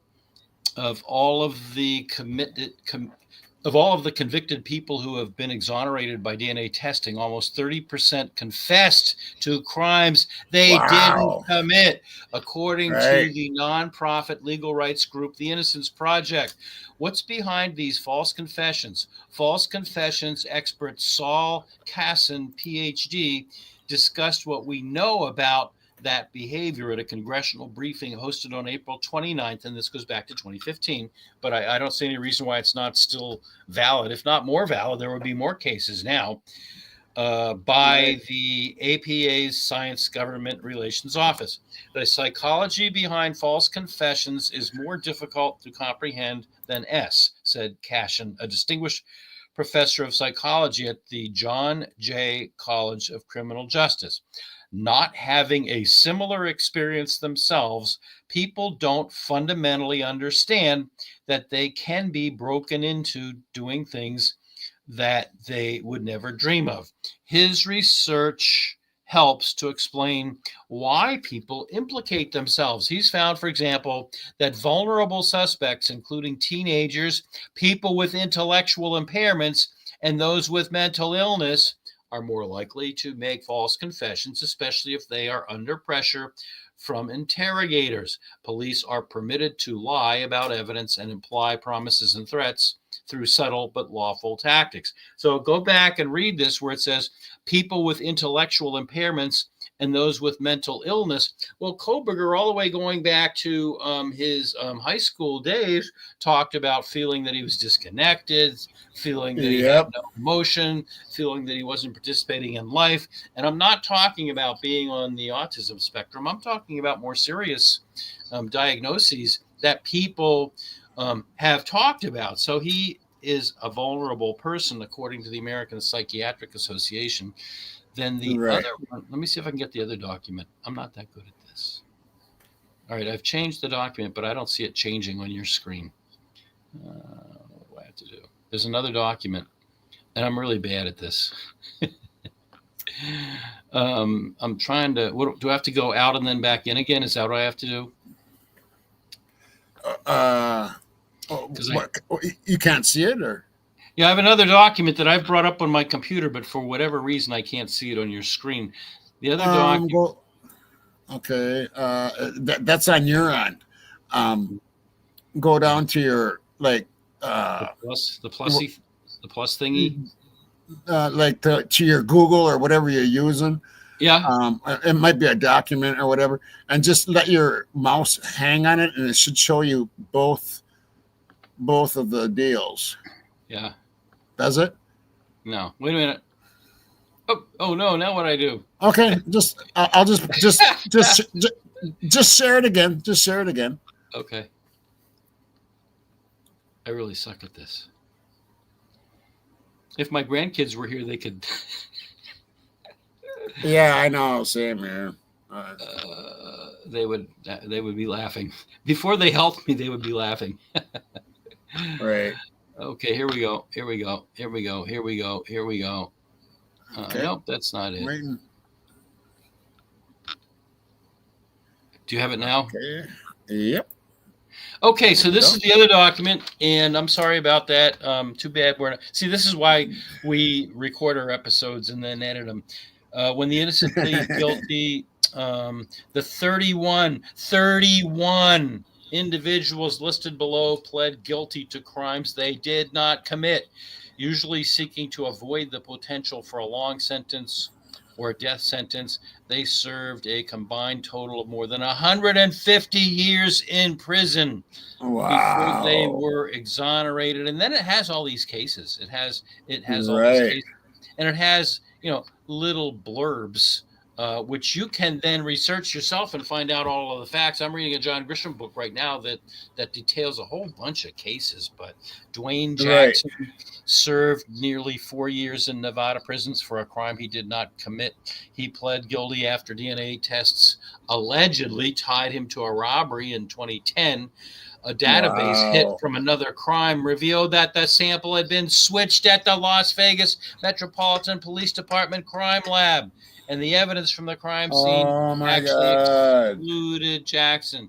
So, and law enforcement has a way of being very overbearing. They're allowed to lie. They're allowed to state mistruths to entice you into, feeling that you must not know what really happened. The one case I'm reading in the John Grisham book, they kept this one guy in the interrogation room for like 18 hours. 18 hours. 18 hours. Yeah, and they double teamed him. They had one investigator come in and nail him, and then that investigator got the chance to go out and take a break. And then a nice guy would come in and be his friend, and exactly. So, I know. So it's been documented by people on a much higher pay scale than mine that people do plead guilty who are not guilty. So get over it, people. Right. I don't care if all the other lawyers who do YouTube channels are saying, well, he said he's guilty and so he's guilty. Move on, next case. Right. Nuh-uh. No, there's solid grounds. There's too much. Yeah, there's too solid much. Grounds, both legally and medically, to understand that there are circumstances in which people plead guilty when they're not guilty. And this case has way too many questions for us to just say, oh, well, and walk away. What was all this with MM, wandering around the back, wandering around the front? And then we were led to believe by prosecutors that, oh, no, she parked right next to the white Elantra, and she looked and she could identify Mr. BK. What a pile of bunk. That's bunk. Yeah, we have been openly and freely stated mistruths to by the prosecution team. And I'll never forget the hearing, and people give me a hard time for this too. I really don't care. Ashley Jennings stood up in open court one time when Ann Taylor was arguing, and she said, shush. She told her to shush. Oh, I seen that. Yep. I seen that. And people told me, no, she didn't say shush. She said judge. No, we listened to it back. She said shush. She said shush. We played it back. Yes. What's I remember that. There are way too many questions about this case for us to just simply walk away. And I know all those channels out there, the Fuzzy Wuzzy Was a Car channel and some of the others are now patting themselves on the back. See, we were right. I have 40 years of experience as an investigator in Los Angeles, and so I could tell you all along that he was guilty. No, you couldn't. You have confirmation bias. You were a police detective, and so you want to say that this other police department was right. Too many questions. I'm not saying the guy's innocent. I'm not saying that he's innocent at all. And I shouldn't be quoted as saying that. I should only be quoted as saying there are too many questions about this case for us to just accept what's happened here at the end. I think things are going to happen in this case. I don't think we've heard the last of this case. Now, I haven't read all these documents. I agree with you on that. I definitely agree on that. I kind of had given up there, after the plea, but um, after reading a bunch of this stuff, there's just too many questions and I'm worried we're never going to find out these answers. I do have let me see if I can find this here. Whoops, no, there. Hold on a second here. This might take just about a minute here. That's all right. Good grief! I was fumbling around with my documents. Yeah, those documents are really something. Yeah, I got to go through them this weekend. Too bad it's going to be a nice weekend. Right. I have to mow the lawn and do some other things. You can come mow mine if you want. No, that's all right. I haven't mowed mine for 3 weeks. It's been so hot and dry that it really didn't need it. But mine is awful. It does need to be done, and I have no excuse. I have a full tank in the rider mower, so I better go down there and do it. And I have other things that need to be done. But yeah, I'm gonna cut some time out and see what I can do with these documents. One woman, Rosie. I love Rosie. She's from South Africa, and she works with Evil CJ. She printed out some of them, and she had a big stack of documents like that. Like, oh my God, I don't know. ROSEE. What? Rosie. ROSEE. Is it Rosie? Yeah, I think I know it. Yeah. Yeah, and so she printed a lot of them out. But I'm like, I don't know what. I just got a new office printer, but I don't want to burn it out printing all these documents. Oh my God. So, and I hate reading stuff on the computer because it's just hard to read. But anyhow, so that's so. Let me show you. This is pretty new. Veritas Aquitas. I don't know if you know that channel or not. No. Okay. Well, they put this out just a couple of hours ago, but I'm not sure when Ashley put it out. Let me get this going there. Do you know when to change the subject while you're doing that? Do you know when the Long Island serial Xer is? Do you know when that's coming up for trial? Because I want to get him on that now. Okay, yeah, I want to take another look at that. Right. Case. I'm looking at another case too because I want to jump on some other cases too because I just want to. Did you follow the Karen Reed trial in Boston? No, I didn't. I did not. But I got a question. I think for you on it here in a little bit that someone asked. Don't get me started because we've been on that. We've been doing this every week for the last 2 years, and so during the trial we were doing two. We got away from Koberger. We took our eye off of BK because we were doing 2 episodes a week, sometimes 3, just on Karen Reed. Right. Yep. And we did another one. I'm going to drop another one tomorrow morning if I can get done editing it overnight. Right. Well, this is here. I'll just let it speak for itself. I did want to ask you a quick question, though, because I'm still mystified. Yesterday in the press conference, the police said there's only one murder weapon, and it's the K-bar knife, but then there are blunt force injuries. And I know that you mentioned there's a second weapon. What did they say to you? Because in the press conference, they said, ask the families. What did they say to you about a second weapon? I don't think that weapon murdered her. And that's the kind of games that these people are playing. It's protect the university, protect this stuff. He punched her face. He knocked her teeth out. That didn't kill her. So they're playing those kind of games with you guys. Did he knock her teeth out? Yeah, her teeth were busted out. Oh my God. Yeah. So, maybe that didn't murder her. So technically, it wasn't a murder weapon. Right. But come on. I mean, why are you protecting a monster? And why is Idaho protecting the monster? The blunt injuries that they described in the autopsy, that we think that is him with his hands, literally. No. I think there's another weapon. You do. Yeah, it's rounded with stripes in it. It's how it was described to it. Stripes. Okay, the reason I stopped it here, rounded with stripes. Can you think of something that would match that, Andrew, that's been talked about in this case? Well, before you said it was rounded with stripes, I'm thinking of a baseball bat or something like that. I don't Golf know. club? Golf club? But what was this? That Rounded with Dylan, stripes? what was it that Dylan said? It looked like he was carrying a vacuum cleaner type object. What the heck? I think that was a bean.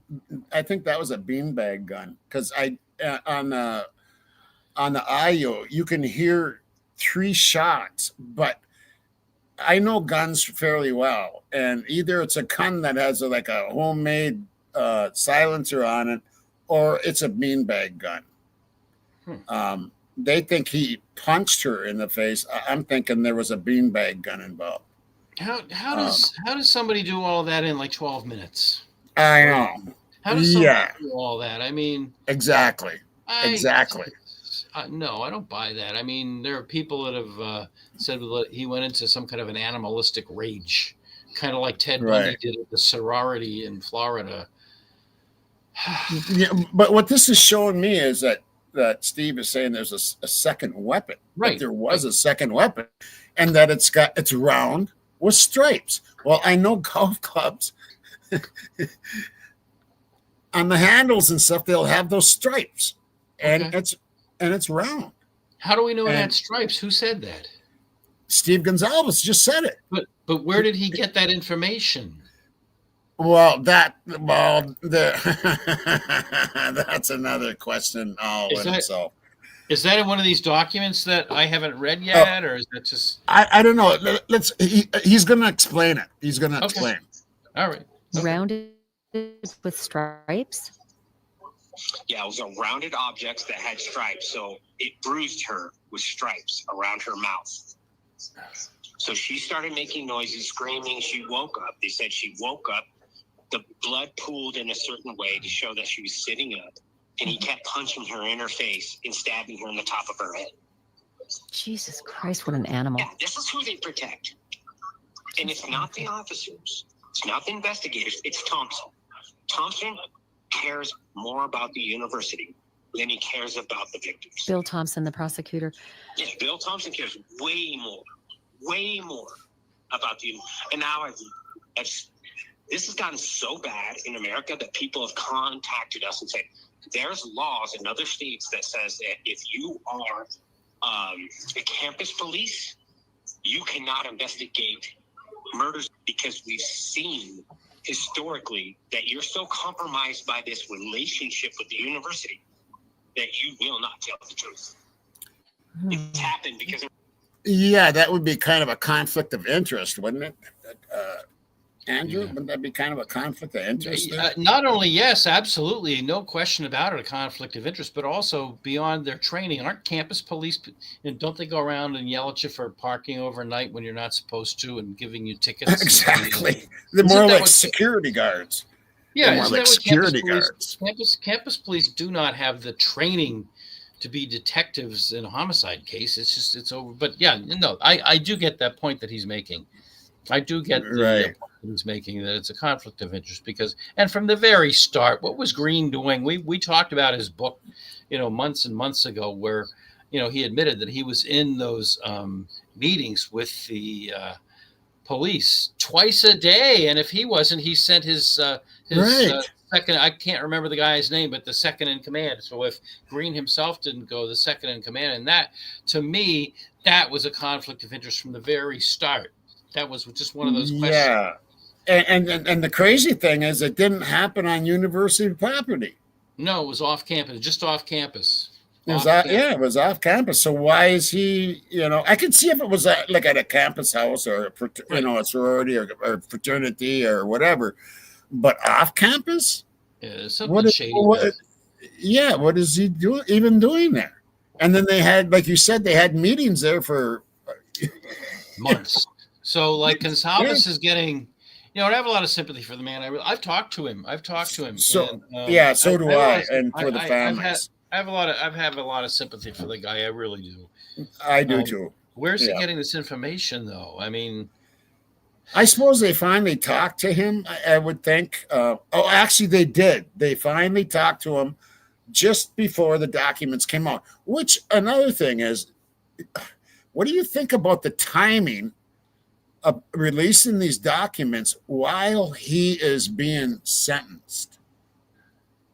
I think they released him right after the sentence, didn't they? I thought they right during. Oh, it was it during. it started at 9:00 in the morning. Oh, I didn't know that. I knew that the day or two before, Moscow City announced that they were setting up a website and they were going to release them. I just didn't know what the timing was. I didn't look at them or have time to look at them until after the presser. So I don't know. I don't know. I mean, the purpose to keep information under wraps is so you don't taint the jury pool. Well, once he pled guilty and the trial was canceled a couple of weeks ago, back on July 2nd, that obviated the need to keep stuff. So I don't know. What am I missing? Yeah, I know. I feel the same way. Yeah. Okay, so let's I'm sure the family has some questions. If you guys got some questions, make sure they're in like capitals. Yes, capital letters. It's getting past my bedtime. I gotta go to bed. It's getting past my bedtime. My oh yeah, that's right. Oh, it's later out there. Yeah, my Starbucks triple shot is starting to wear off. Right. Any questions out there? It usually takes them a couple minutes here. Yeah, that's all right. That's okay. Right, Notorious. Too many questions. Yeah, there's so many of them. It's just so obvious. We've all been over them over the 2.5 years plus since Mr. Koberger was arrested in Pennsylvania. That I don't know. I mean, I don't know. It just seems unrealistic to me that one person did it all. Then on the other hand, I agree with people that say, well, he was a loner. He never got along with people. Why would he trust anybody else to go in with him? I don't know. I just really don't know. Right. I got asked, what does he think about the Walsh case? I'm not sure what they're talking about here. Oh my gosh. Yeah, that's a case and a half. We did episodes about that in early 2023 when I first started doing podcasts, and then we took our eye off the ball. But then it turns out that some of the same law enforcement that screwed up the Karen Reed case and tried to frame her unsuccessfully, some of the same law enforcement was involved in the Brian Walsh case, which at first blush should be a no-brainer. You want me to get into it with you a little bit? Yeah, go ahead. Okay. Brian and Anna Walsh, married couple in Cohasset, a really upscale neighborhood south of Boston, had a friend over for dinner New Year's Eve 2022, 2023. When the friend left, that was the last time that Anna Walsh, a really pretty young real estate agent, was seen ever. Now, she had a job at a firm in Washington, D.C., so she commuted back and forth. She would come up weekends to see her kids that she had with Mr. Walsh, and then during the week, she would go back down to Washington. Well, after the New Year's Eve, she was never seen again, ever. So he goes on to his kid's iPad, and he starts searching how long until a body starts to smell. Does formaldehyde preserve a body? How long after a spouse dies can you collect insurance? He goes to, I forget whether it was Lowe's or Home Depot, and buys $500 worth of cleaning supplies. He is seen at 2 different landfill sites, north of Boston in Swampscott and south of Boston, and I forget the name of the town. It's not Braintree, but anyhow, so he's seen at 2 sites disposing of stuff. The body was never found. However, a hacksaw was found with bone fragments on it. He told police when she didn't show up for a job in Washington, D.C., police started asking questions, and he said, oh, no, she took an Uber and went to the airport and went down to Washington. I can't tell you. Well, the police checked every single flight out of Logan and into Washington, and she wasn't on any of them, and none of the rideshare. So, it's a pretty obvious case. But now there's a motion to dismiss because law enforcement, some of the same people that screwed up the Karen Reed case, law enforcement did not have a warrant to take the phone, his phone, and the kids' iPads. They just talked to him and said, "Can we take them?" And he said, "Yeah, if you want to just check the addresses." And so the issue in the motion to suppress, which has been argued but not ruled on yet, is, shouldn't they have had a warrant? Come on, guys. Shouldn't they have had a warrant? Now, if it was a consensual handing over of the electronics, the issue is, what authority did he give to police, and did they exceed that authority? So it's a tricky question. And it's a horrible case. It's just a horrible case. Yeah, it goes really deep. That's a really brief Cliff's Notes summary. It goes a lot of other facts there. He was a piece of work. He had sold a oh gosh, who's the famous artist? Come on, help me here, people in the chat. He had sold an Andy Warhol painting to somebody for a ton of money. It was a fake. So he had been prosecuted in federal court. He had been convicted in federal court. He was wearing an ankle bracelet. He was awaiting sentencing. So he was a piece of work, and he'd had some other issues in his life. And so Anna apparently allegedly was seeing another guy down in Washington, and so Mr. Walsh or his mother hired an investigator to tail her. And so it goes pretty deep, and it's coming up for trial in October. So that's coming up, and we will be doing more episodes on it. You want more info? Check into that one. Yeah, Brian and Anna Walsh. Interesting case, but you got to look into it from the context of the same law enforcement officers, one of whom is a guy by the name of Michael Proctor, who lied, cheated, and stole during the Karen Reed investigation and called her all kinds of names you just don't even say. And for that, he's been dishonorably discharged from the Massachusetts State Police.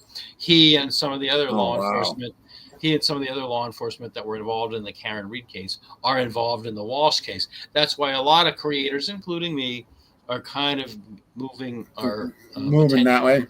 Yeah, right. It's quite a case.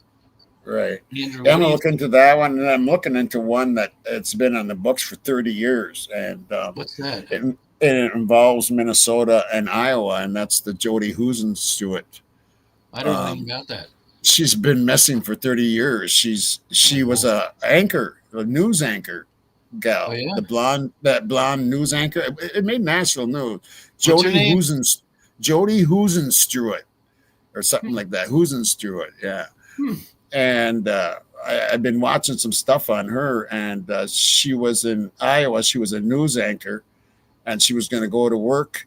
She was late, and actually they woke her up. They called her at 5 a.m. or whatever, and where are you? She was late, and because she does the morning news, and she ends up disappearing. And they find her shoes out by her car. She was drugged. Her keys were bent, and she's never been found. And there's some new leads on the case, and so I might check that one out. I think I'm going to bounce around a little bit, and of course, I always be updating on Mr. Kohlberger here because I am very invested into this case. Yeah, we all are. Yeah, that's right. There's some other cases out there. I just wrote that down. Jody Husenstewart. I'll have to check that one out. Stewart. Who's Jody? Yeah, Jody in Iowa or whatever, news anchor. Yeah, Jody Husenstewart. It's a different kind of a last name. Lila has a question. Mr. Andrew, could a petition be made for this case to be investigated by the DOJ? Well, the FBI was already involved. And so, I mean, who is a party? You have to be a party really to a case to do something like that. And who's going to do that? The prosecution is washing their hands of it. Could Ann Taylor okay, here's a question. Could this be a ploy? I don't know. In what sense? You mean, You mean that she's I just mean, could Ann Taylor be up to something? I mean, I don't know what the laws are. What, I don't know.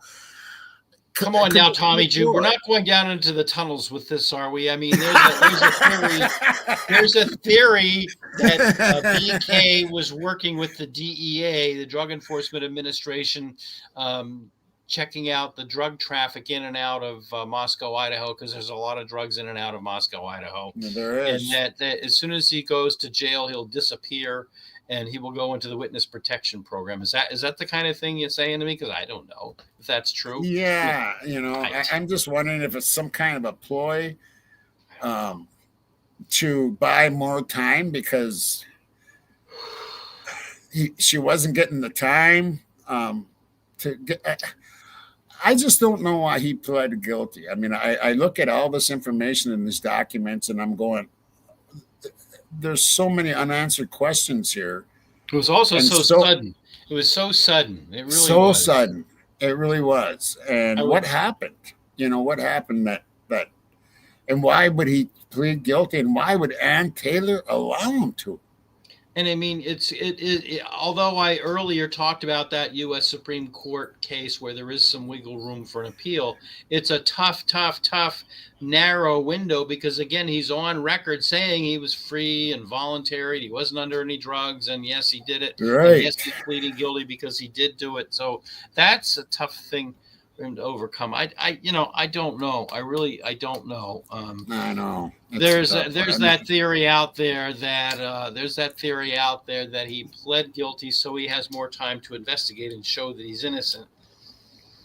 I don't know. I don't know. I would hate to think that it's because, trying a case is difficult. I've never tried a case that lasted 3 months like this one was supposed to last. The longest trial I've ever had was 2 weeks, and that took a lot out of me. I was like, at the end of that trial, I was ready to just crawl under the covers and stay there for a month.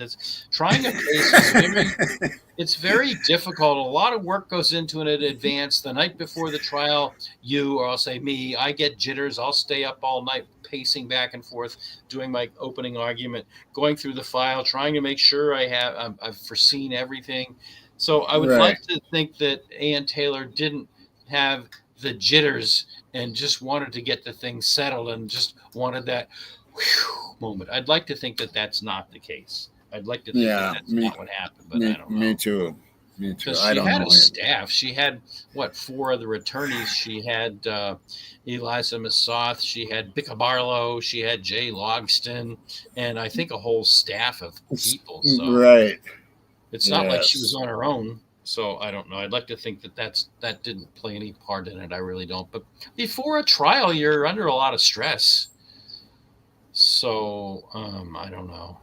I just don't know. One of your questioners that went by a little while ago had asked, what was with that black heart that was in front of him? And I have no clue. Do you? You have any idea about that? Oh, somebody asked a question about the heart, and I didn't know anything about it. So that's the first time I heard it. There was a black heart in front of him?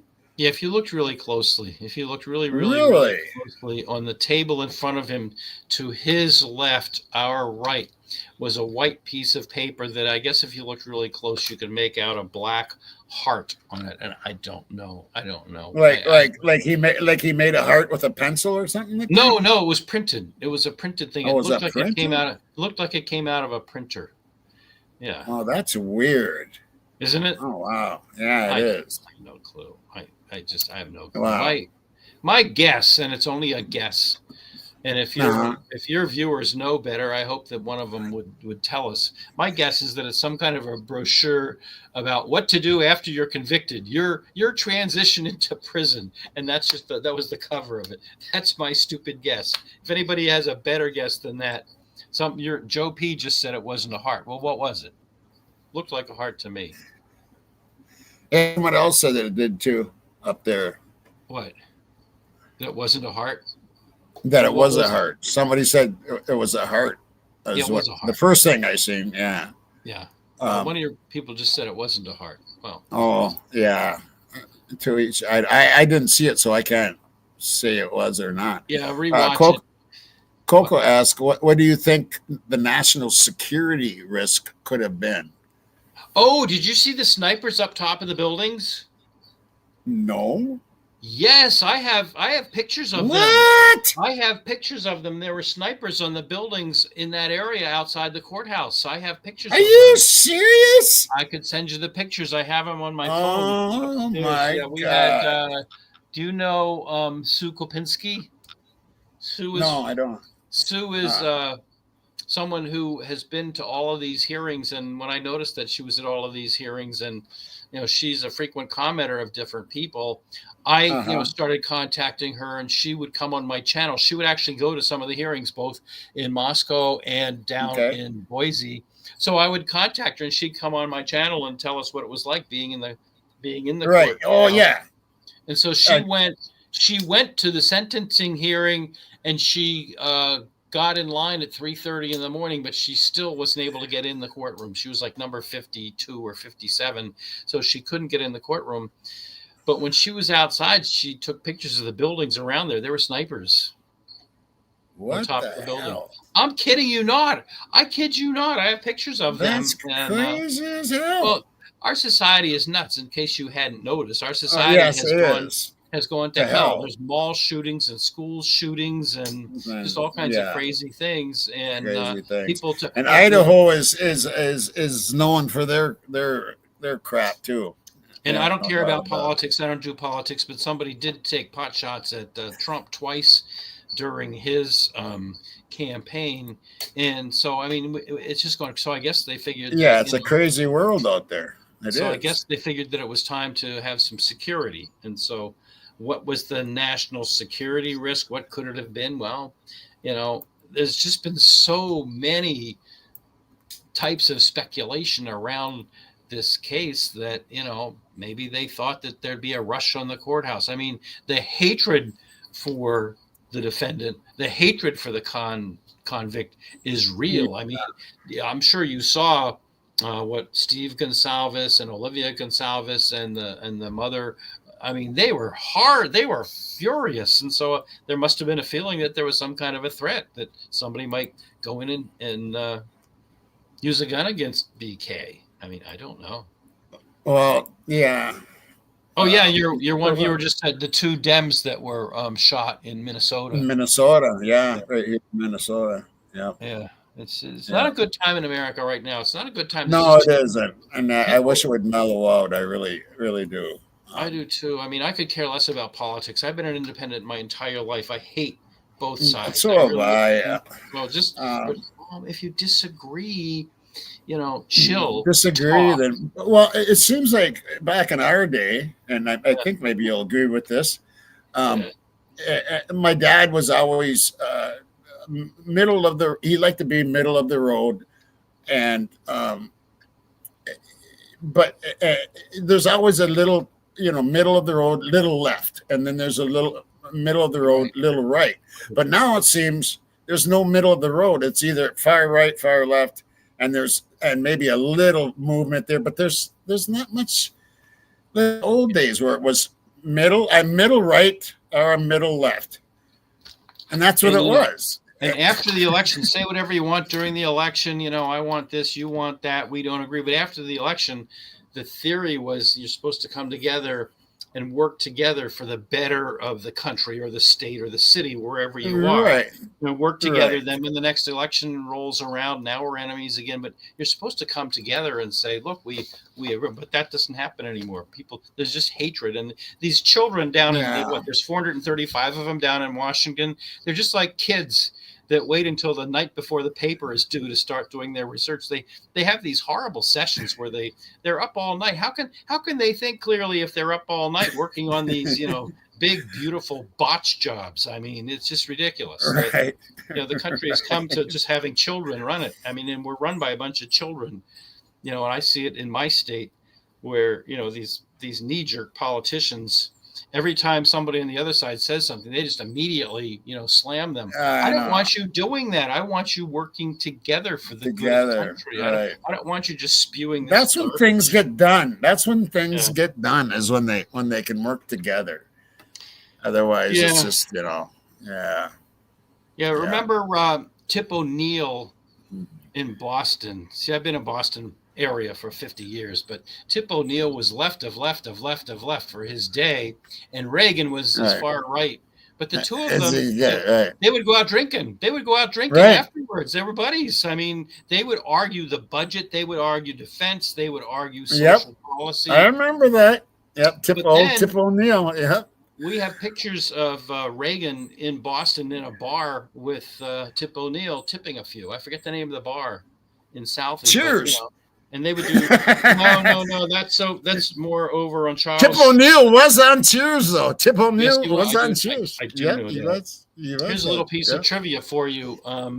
Before it was Cheers, it had another name, and I went to Emerson College in Boston, and that was one of our hangouts. After classes, we would go to that place. I spent many hours in that place, many hours, and then Cheers came along, and they changed the name of it. But it was a very nice little bar right around the corner from the college I went to.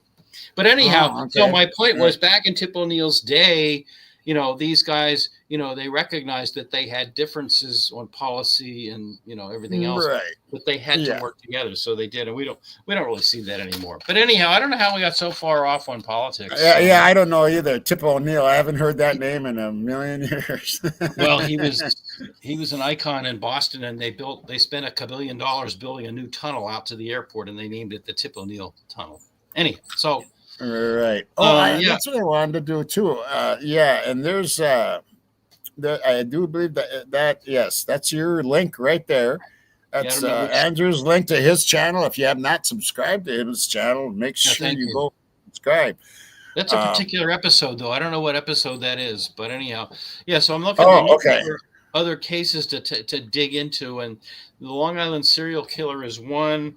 The New England serial killer is another. Law enforcement says there is no New England serial killer, but if you do some research, you'll find that a lot of channels have done pieces on it. And I independently hired somebody who did some research and found 31 bodies turned up in the 6 New England states between March and June of this year. So we're working on that right now. Yeah, 31 bodies. Yeah, and law enforcement keeps saying, "Oh no, it's nothing." I don't think 31 bodies in 3 months in 6 little, the New England states are little, they're small. You could drive from one end of New Hampshire to the other in not that much time. So, Well, it's like Rhode Island, and they're all small. They're tiny. They're not very big, tiny. Tiny. Even Massachusetts, you can drive from Boston to Albany, New York, in a couple of hours. It's just it's so tiny. So anyhow, we're working on that. The New England serial killer. What's going on with that? And there's some other cases out there that we're looking for. And so I've asked my viewers to come up with ideas, and they have, so we're looking into them. Right. And actually, if hold on one quick second here.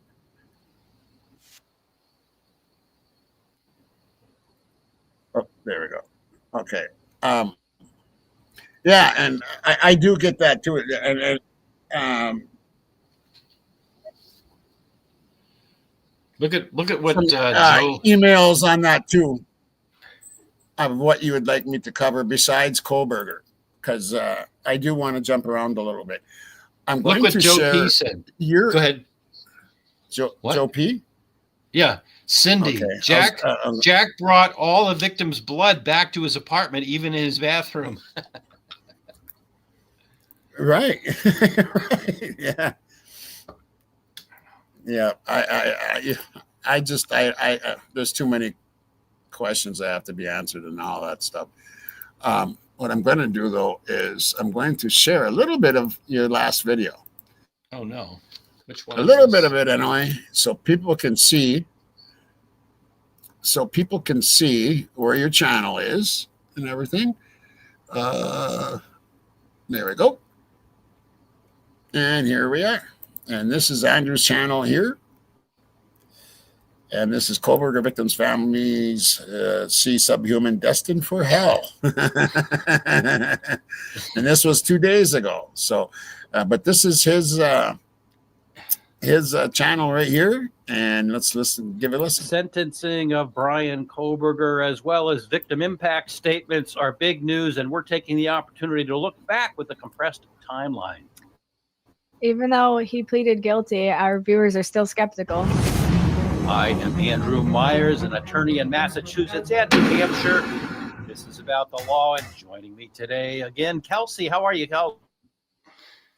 I'm good. How are you? Wake up, girl. Bad, Wake not up. bad. This is a day that came shockingly sooner than we all thought. We all thought that a trial was going to start in August of 2025, but here we are. Kind of a surprise that Brian Koberger pled guilty. And so now it is the day of sentencing. And before the sentencing, as we record this episode, there will be statements by the families of the victims. And our friend Sue Kopinski was at the court. This was the scene outside the Ada County Courthouse in Boise. People had been lining up overnight, and Sue, who's been on our channel several times, was there. And this was the scene. Looks kind of chaotic, doesn't it? It does. So that was outside the Ada County Courthouse. And she said, obviously, there were a lot of media. There was a little bit of pushing and shoving, but not too much. So she, survived. She will be inside, and hopefully she will be on our next episode to tell us, in person what it was like to be there.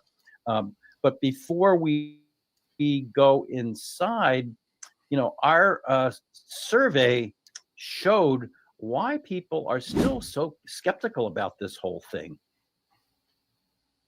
According to the people that responded to our survey, 9%, agreed that he's guilty. He said he was guilty. 7% still hang on to not guilty.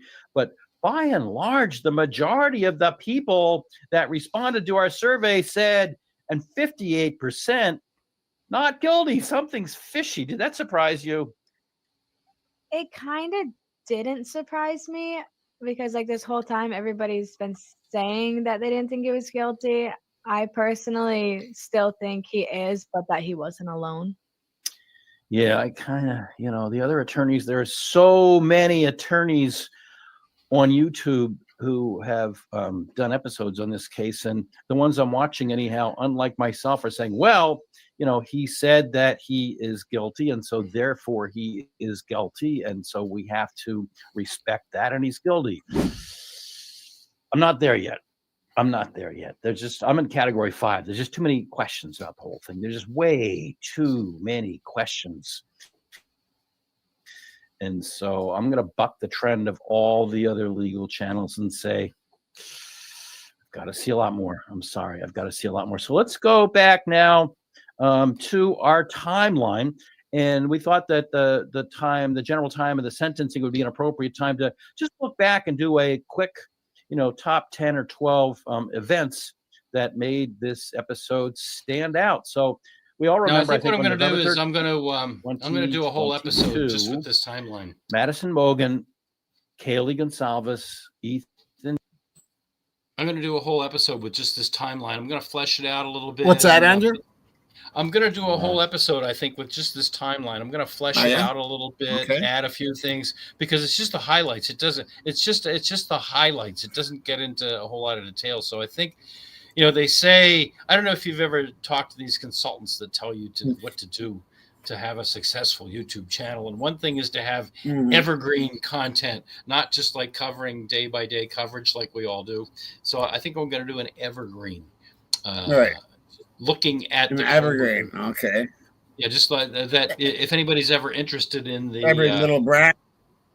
Yeah, if they're interested in the Koberger case, that it stands the test of time from beginning to end. There are tons of documentaries on Ted Bundy. There are tons of documentaries on Charles Manson, everybody, and all. Yeah, there's all kinds of crazy stuff now out about Son of Sam. I don't know if you've followed that, but so I'd like to do just an evergreen kind of a thing on Koberger. I would use this as kind of the basis. I'm going to embellish it a little bit and put more video because people want video, Tommy. People want video, don't they? They want video. Yes, they do. And this right here is his latest video on the Koberger case.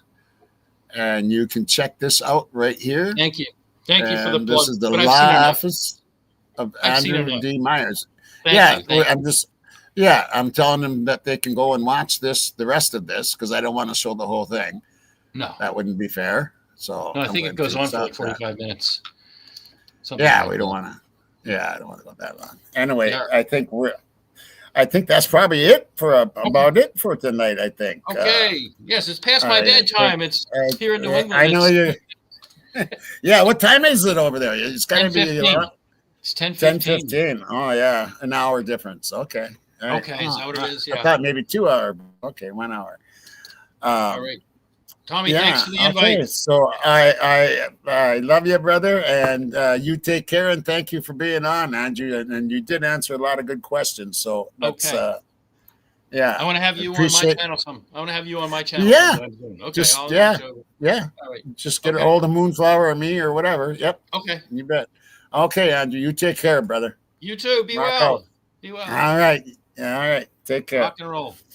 Rock and roll. All right. And there is Mr. Andrew Myers on a Friday night. What a great show with Andrew. It's been a while since we talked like this. And and very enjoyable. There is something I want to show you. I didn't know if I wanted to show it. But you guys are going to get a kick out of this, all right? You guys are going to get a kick. You guys ready for this? Are you guys ready for this? Are you guys ready for this? Here we go. When I heard this, and Twat messaged me saying they sealed their phone record, I'm going, what the F? Come on.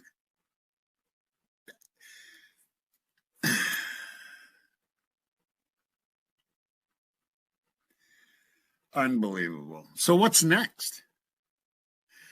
What's next at Mr. Hippler? Hippler, you're a piece of shit, dude. You're a piece of shit. Retire. You're a piece of shit in my book, man.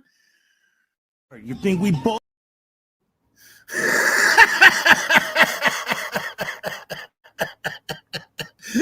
I got that sent to me. I just cracked up, and I thank you. I don't know if you want me to mention your name or not, so I'm not going to. And I don't think you're here tonight. I don't know. I've had a hard time keeping with chat.